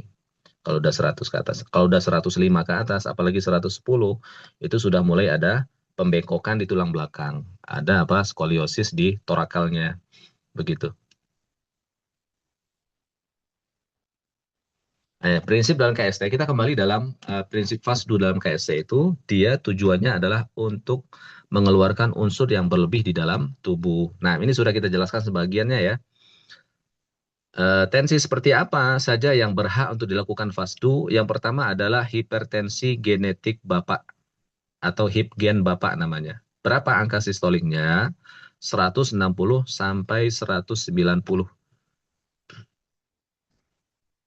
Ini orang yang hipertensi genetik bapak ini secara fisik dia itu sangat kuat. Mungkin dia itu secara fisik kelihatan tegap. Ya, tenaganya itu 2 kali lebih daripada orang-orang biasa. Ini ibaratnya kayak suku Quraisy lah daripada suku-suku yang lainnya. Fisiknya kuat, ya. Bahkan kebanyakan kita jumpai di lapangan orang-orang yang hipertensi genetik bapak ini dari sisi ekonomi dan finansial dia orangnya punya kelebihan, banyak aset, ya. Secara emosional dia orangnya keras, orangnya itu mudah marah, ya.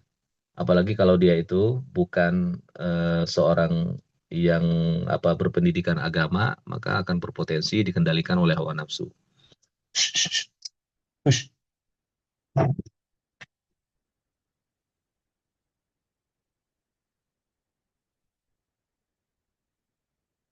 Ini hipertensi genetik bapak ya, hipertensi genetik bapak. Makanya nanti dari jalur bapaknya itu dia juga hipertensi. Orang-orang yang hipertensi genetik yang 160 dia sistolik dan 150, kita tanya bapaknya juga hipertensi dia. Maka ada kemungkinan ini ada faktor nasabnya di sini. Ada faktor nasab. Maka ini bisa untuk kita lakukan fasdu ya. Fasdunya lebih utama di sebelah kanan. Nah, sindromnya panas, ya, otak butuh rangsangan untuk mengkonter sistem tubuh dan rangsangan tersebut adalah otot. Sedangkan otot pergerakan aktifnya pada langkah kedua kaki. Ini prinsip biomekanik nih. Ketika seorang mengalami hipertensi, maka otot akan mengencang dan menguat. Maka dibutuhkan relaksasi. Relaksasi diantaranya apa? Dengan rotasi keluar, dengan meminum cukup cairan. Juga salah satunya apa? Fasdu. Salah satunya fasdu. Dilakukan fasdu di sisi kanan tubuh pasien. Karena pasien yang hipertensi genetik bapak itu sisi kanan dia akan mengalami kekakuan dan Eh, Mulai dari kaki kanannya sampai nanti lehernya, bahunya itu nanti akan kaku itu. Antum kalau ketemu pasien seperti ini. Nah, orang yang hipertensi genetik bapak itu tidak perlu dia minum obat pengencer darah ya untuk menurun tensi, tidak perlu karena memang standarnya dia itu memang begitu. Makanya nanti antum ketemu pasien yang dia itu 160 sistoliknya, memang paling standarnya 160. Kalau diturunin nanti dia keliengan ya, akan ngedrop dia. Ya sudah, memang begitu bawaannya. 160 normalnya. Kalau sudah naik 170, 80, fasdu untuk penjagaan aja, kita lakukan penjagaan. Paham di sini, Ikhwah? Nah, ini penting untuk kita edukasi kepada pasien-pasien yang datang yang tensinya 160, memang standar rendahnya itu 160. Orang-orang yang hipertensi genetik, Bapak. Nah, jadi kita berikan mereka edukasi supaya mereka tidak khawatir, tidak panik ya ketika ditensi. Yang kedua adalah hipertensi genetik ibu. Sistoliknya 140 sampai 159. Nah, ini ajibnya, orang yang hipertensi genetik ibu itu lembutnya 2 kali lipat. Kalau hipertensi genetik bapak, kerasnya 2 kali lipat. Begitu. Yang genetik ibu ini, nanti antum akan dapati nanti di lapangan, mau laki-laki atau perempuan, secara karakter sifat, itu orangnya lembutnya 2 kali lipat. Secara finansial juga dia punya kelebihan, punya aset. Itu rata-rata ya. Nah, dulu dia dari keluarga yang ya, berada dan sebagainya. Nah, dan kalau kita tanya ibunya apa? Ibunya si pasien ini juga mengalami hipertensi yang sama, hipertensi genetik ibu. Nah, pada hipertensi genetik ibu, lateral sisi kiri akan mengalami sistem berlebih, panas dan menguat. Maka lakukan fasdu di sisi kiri tubuh pasien untuk menstabilkan sistem berlebih ya, berupa hormon, kalori cadangan, dan sistem rangsangan.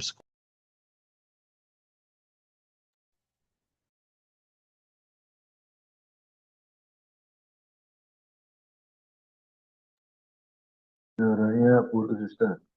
Suaranya putus Ustaz.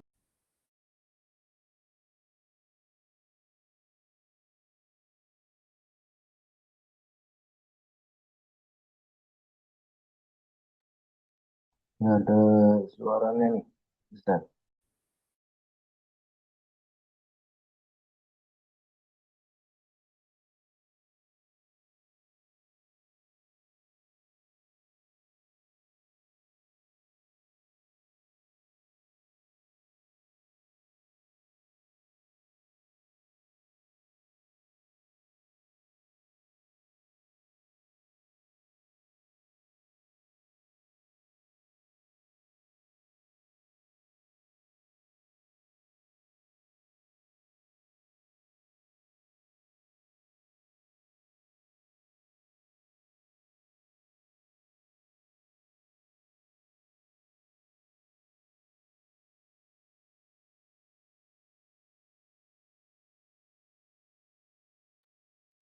Masya Allah, suaranya putus ya?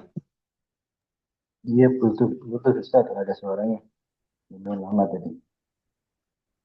Baik-baik. Sampai di mana tadi kita pembicaraannya? Sampai genetik ibu apa hipertensi.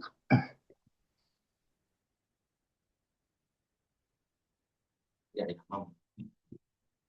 Oh ya, sampai hipertensi genetik ibu ya. Lanjut, masih kuat nggak ini? Insya Allah bisa. Lanjut ya. Bismillah.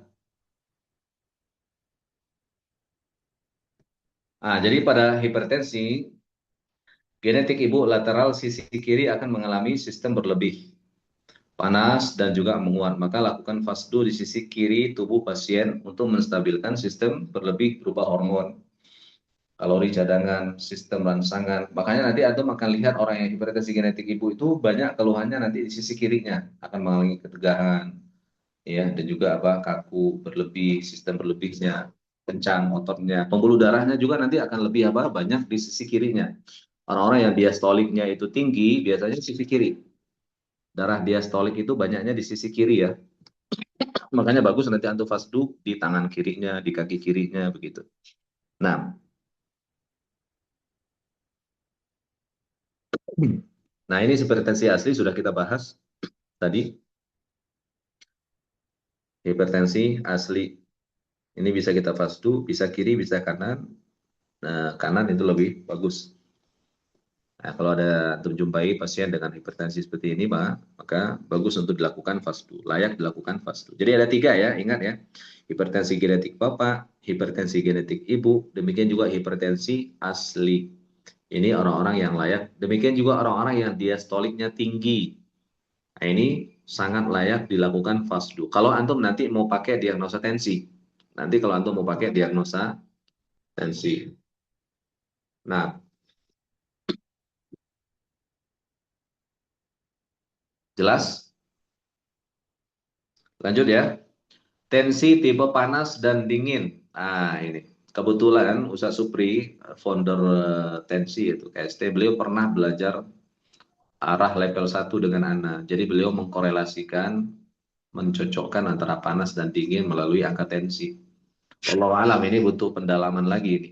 Ya, dari kesimpulan beliau bahwa tensi tipe panas itu apa? Dapat diketahui dari sistoliknya saja. Sistoliknya. Orang yang tipe panas dan juga tipe dingin itu dapat diketahui dari sistoliknya. Berapa? Laki-laki itu mulai dari 126 ke atas, dia dikatakan tipenya tipe panas. Itu ya, berarti sebaliknya apa? Kalau sistoliknya 125 ke bawah, berarti dia tipenya tipe dingin. Wallahu alam ya. Nanti silakan antum lihat nanti di lapangan. Tensi tipe panas untuk perempuan mulai dari 120 ke atas. Berarti apa? Kalau ada perempuan yang sistoliknya 119 ke bawah, dikatakan dia itu tipenya tipe dingin. Nah, tipe dingin. Nah, jadi sistolik ini juga ngaruh ya. Kalau seandainya ada orang yang sistoliknya sudah 110 ke bawah, sistolik udah semakin turun, maka mental juga akan ngaruh nanti. Mental seorang juga akan turun. Akan bermasalah juga nanti ke mental seseorang. Maka penting kita juga untuk olahraga. Bahkan pola makan juga ngaruh. Semuanya saling memiliki peran masing-masing.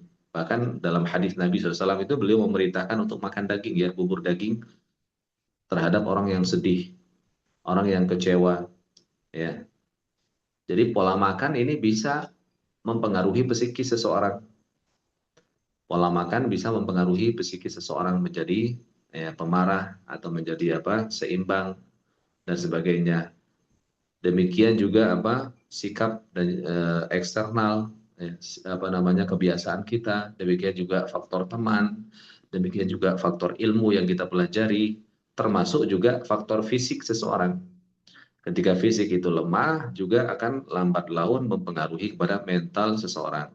Orang yang fisiknya lemah, otomatis berarti orangnya entah dia itu jarang olahraga, jarang mengolah fisiknya, berarti menandakan dia itu banyak mager. Ya. Ini sudah kelihatan, berarti orang yang mager biasanya apa? Orang yang ya malas gitu kan. Berarti mentalnya juga bermasalah itu. Begitu.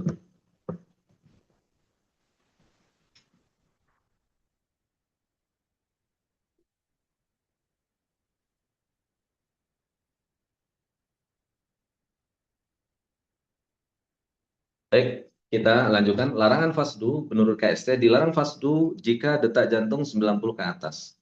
Kenapa? Sebab kadar darah itu lemah. Ya, dan juga pasien mengalami dehidrasi. Kenapa? Karena hormon endokrin banyak keluar melalui kelenjar keringat untuk mempertahankan kelembapan tubuh. Jadi hormon endokrin itu banyak keluar. Kan suhu tubuh kita itu banyak, makanya nanti dia keluar melalui Ya, kelenjar keringat. Ketika terus-menerus demikian bisa mengakibatkan dehidrasi, nyeri, peradangan, serta cairan cerebrospinal akan mengalami radiasi. Cairan cerebrospinal ini lokasinya ada di otak. Tujuannya untuk peredam ketika ada benturan di kepala sehingga tidak terjadi pendarahan. Dan juga dia ada di sumsum tulang belakang. Nah, ketika seorang detak jantungnya tinggi, otomatis akan banyak nanti keluar keringatnya, akan mudah berkeringetan. banyak hormon endokrin yang keluar, nanti akan mengalami apa? Radiasi nanti cairan itu cerebrospinalnya. Makanya orang-orang yang detak jantung tinggi itu sering kita tanya ya, dia sering nyeri di kepalanya, migrain, pusing kepalanya, nyeri di sekujur tubuhnya ini ya.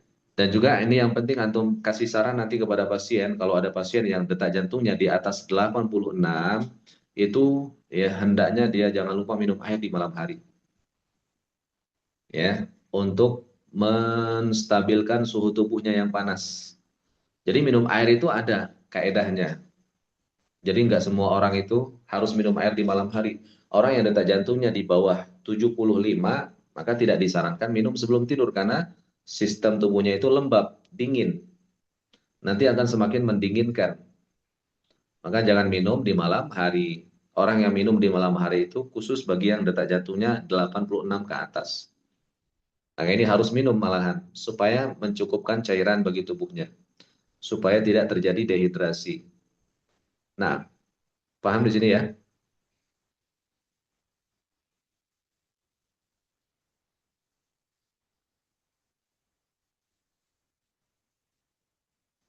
Larangan fasdu selanjutnya adalah dilarang fasdu jika diastolik kurang dari 60. Ini sudah kita jelaskan tadi. Larangan fasdu, minta sama bunda, ya lagi ngajar. Dilarang fasdu pasien pasca jatuh. Pasca jatuh. Apa itu pasca jatuh para ikhwas sekalian? Nanti ada pasca jatuh kanan, ada pasca jatuh kiri. Dari mana kita tahu? Yaitu ketika selisih antara diastolik dan detak jantung itu lebih dari 16 angka. Paham di sini? Kan ada tiga baris tuh. Atasnya sistolik, tengahnya diastolik, paling bawah adalah detak jantung. Ah, yang menjadi patokannya antara diastolik dan detak jantung selisihnya. Kalau antum dapati ya, hasil tensinya, oh ternyata diastoliknya misalnya 85 dan detak jantungnya 60. 60 ke 85 itu berapa selisihnya? Teman-teman, halo, berapa selisihnya tuh? Masih nyimak? 15. Berapa itu selisihnya, akhi? 15 ya? 15. 60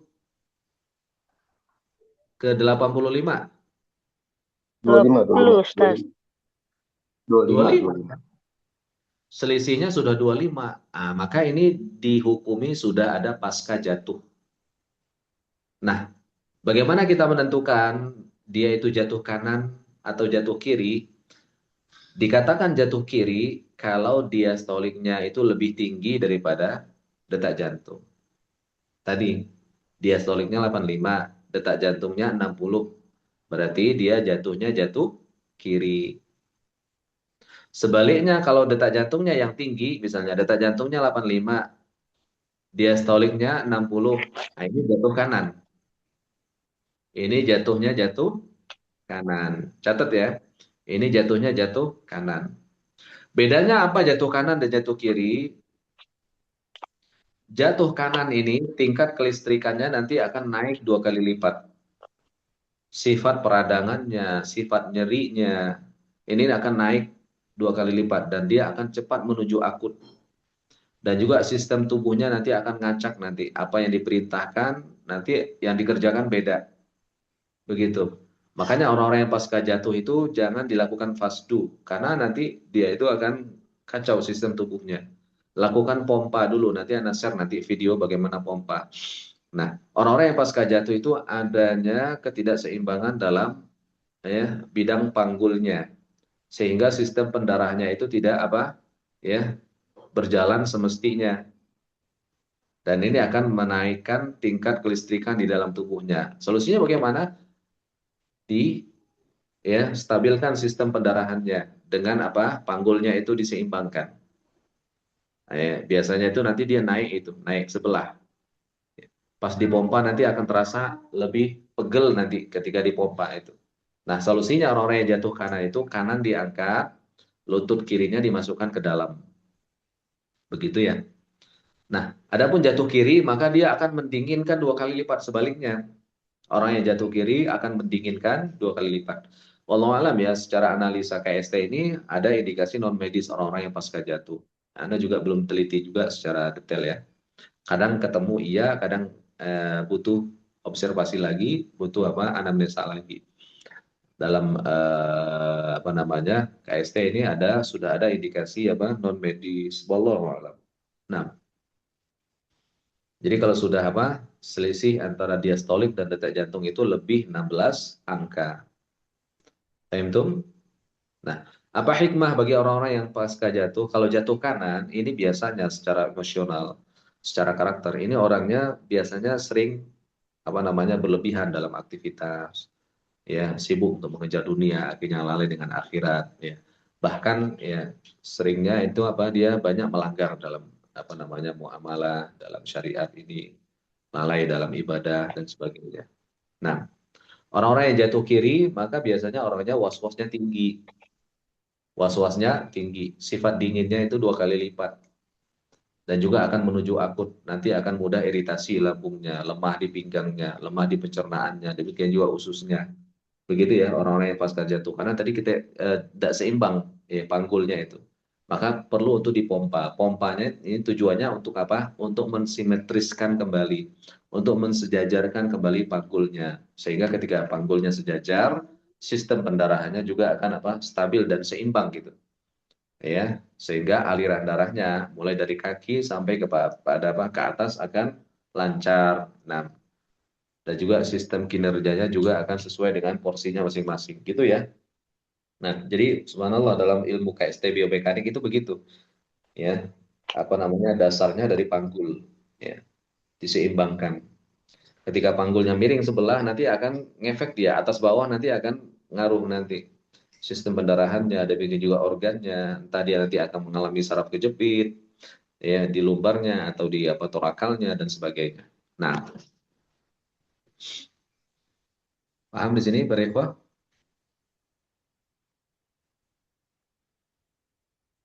Kita lanjut ya. Nah, ini perlengkapan FASDU. Bisa antum simak di sini. Apa saja yang dibutuhkan dalam FASDU? Kita sudah mulai masuk tentang perlengkapan ya. Antum bisa dapati ini di toko online. Ya, ini Anda fotokan sendiri tentang perlengkapannya ya. Anda beli kotak yang ada sekat-sekatnya itu. Ini ada untuk menaruh baterai, ini ada kapas bulat, ya. Kemudian ada apa namanya perekat di sini ya. Dia sejenis mikropor juga dia. Kemudian ada jarum. Jarum warna kuning ini adalah jarum dengan ukuran 19G. Dia lebih kecil, biasanya untuk vena-vena yang tidak terlalu besar. Ini biasanya ibu-ibu ya, venanya biasanya banyak yang kecil tuh. Maka kita menyesuaikan dengan ukuran vena juga. Kalau ukurannya kecil, pakai yang jarum yang agak kecil. Cuman seringnya kalau jarum yang kuning, yang kecil itu dia apa namanya, tentunya apa, lubangnya juga kecil, sering eh, terjadinya hambatan. Orang-orang yang mengalami darah kental biasanya agak susah itu, ya, mengalirnya. Nah, jadi kalau antum bisa pakai yang ukuran 18 yang warna pink ini, itu lebih bagus karena dia lebih besar ukurannya. Nah, dan juga di sini untuk menaruh apa sarung tangan yang bahan latex ya. Nah, kemudian ada nirbeken untuk menaruh darah. Sebelumnya nirbeken ini kita bungkus plastik dulu sehingga dia tidak langsung mengenai nirbeken. Melainkan apa? Di plastik, nanti pelan-pelan nanti dilepas plastiknya sehingga darahnya itu masuk ke dalam plastik. Ini fleksibel aja ya, menyesuaikan kondisi dan keadaan. Kalau dalam kondisi baksos maka langsung aja plastik ditampung di wadah plastik yang sudah kita lipat-lipat. Kemudian apa? Apa namanya? eh, Taruh di samping pasien, direkatkan. Ini alkohol yang 70%, Anda bisa dapati di Shopee. Juga ada torniket. Apa tujuan torniket ini? Untuk memancing pembuluh darah muncul. Gitu ya. Makanya nanti torniket kita gunakan untuk pasien yang agak sulit muncul pembuluh darahnya, venanya itu kita bantu. Selain dengan torniket bisa juga kita sentil-sentil targetnya. Misalnya kita ambil di Usailin. Kurang muncul nih, sentil pelan-pelan ya pembuluh darahnya itu dengan telunjuk kita. Nah, selain dari diikat. Nah, tapi kalau seandainya pembuluh darahnya sudah muncul, tidak perlu dilakukan pengikatan. Ya, Dalam medis itu bahkan dikatakan pengikatan itu nggak lebih dari 3 menit gitu. Nah, wallahu alam ya. Nanti kita untuk tekniknya nanti kita jelaskan lebih lanjut. Ini untuk apa namanya peralatan fasdunya. Kemudian ada kotak box. Ini antum fleksibel juga. Silakan antum mana yang paling ideal. Ya, entah itu berupa tas dan sebagainya, dirbekan, torniket, jarum. Ana sementara ini pakai yang Nipro ya. Yang Nipro bisa antum dapati juga di online. Ada botol alkohol. Alkohol kemudian antum siapkan juga apa? Semprotnya ya. Semprotannya bisa kita beli juga di toko-toko. Demikian juga mikrofon sudah jelas di sana. Plastik bening ini untuk menampung darah. Kita menyesuaikan. Ana seringnya pakai yang 1 kilo ya.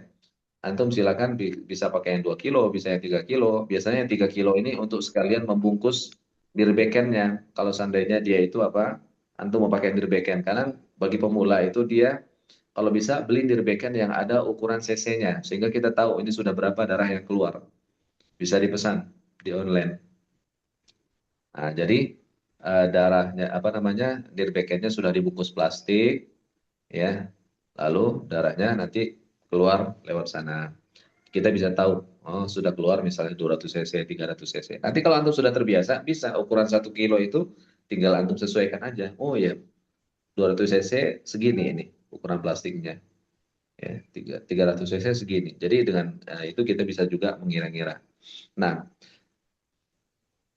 sarung tangan plastik hitam ini untuk menaruh apa ini ya darah apa namanya semua untuk menaruh darahnya, untuk menaruh apalagi sampah-sampahnya, plastik apa namanya tisu basahnya yang sudah kita habis mengelap darah pasien.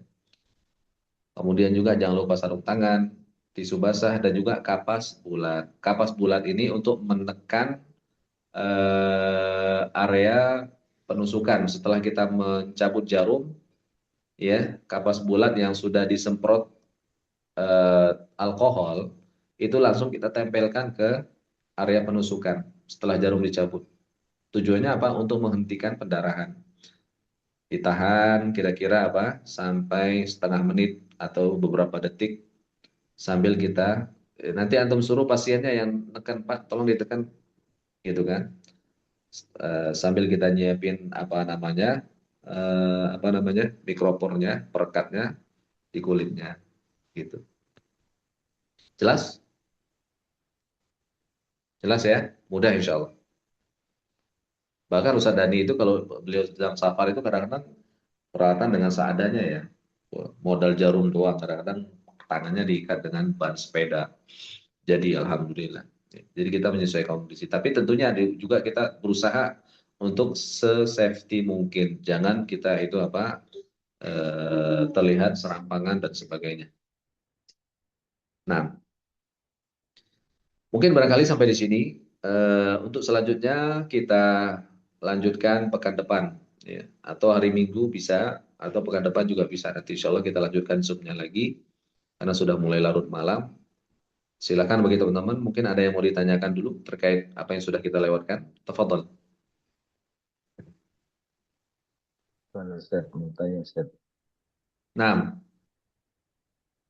Kan saya ada klien stroke ya. Stroke ini jatuh. Kalau lihat sih, kalau apa jadi KST sih jatuh kanan dia. Ini ya. suaranya kurang jelas. Oke. Kurang jelas ya. Iya, gimana? Dia tipe dingin. Nah, stroke tipe dingin. Orangnya tipe dingin. Terus dia kena stroke. Stroke-nya stroke kaku ya. Stroke berarti Iya, kaku betul. Kaku. kiri berarti. Ah, iya kiri betul kiri. Itu kalau dari KST dia memang jatuh kanan kalau tadi ya.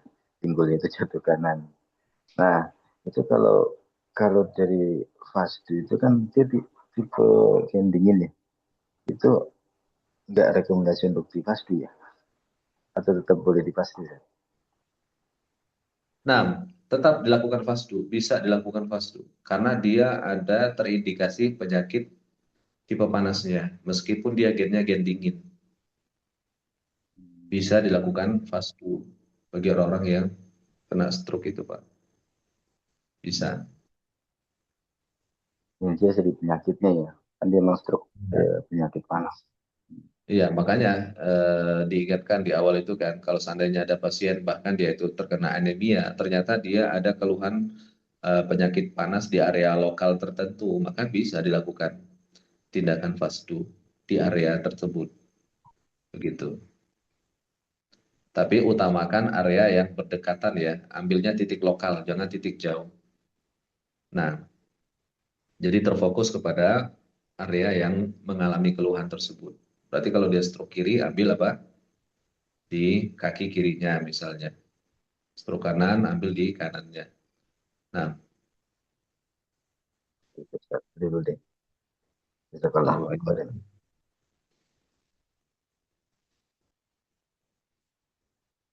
total mungkin ada yang lain, silakan.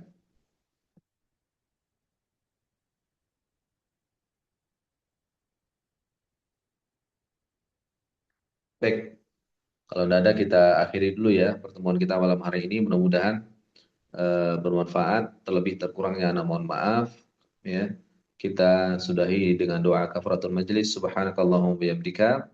Asyhadu an la ilaha illa anta astaghfiruka wa atubu ilaik. Assalamualaikum warahmatullahi wabarakatuh. Waalaikumsalam warahmatullahi wabarakatuh.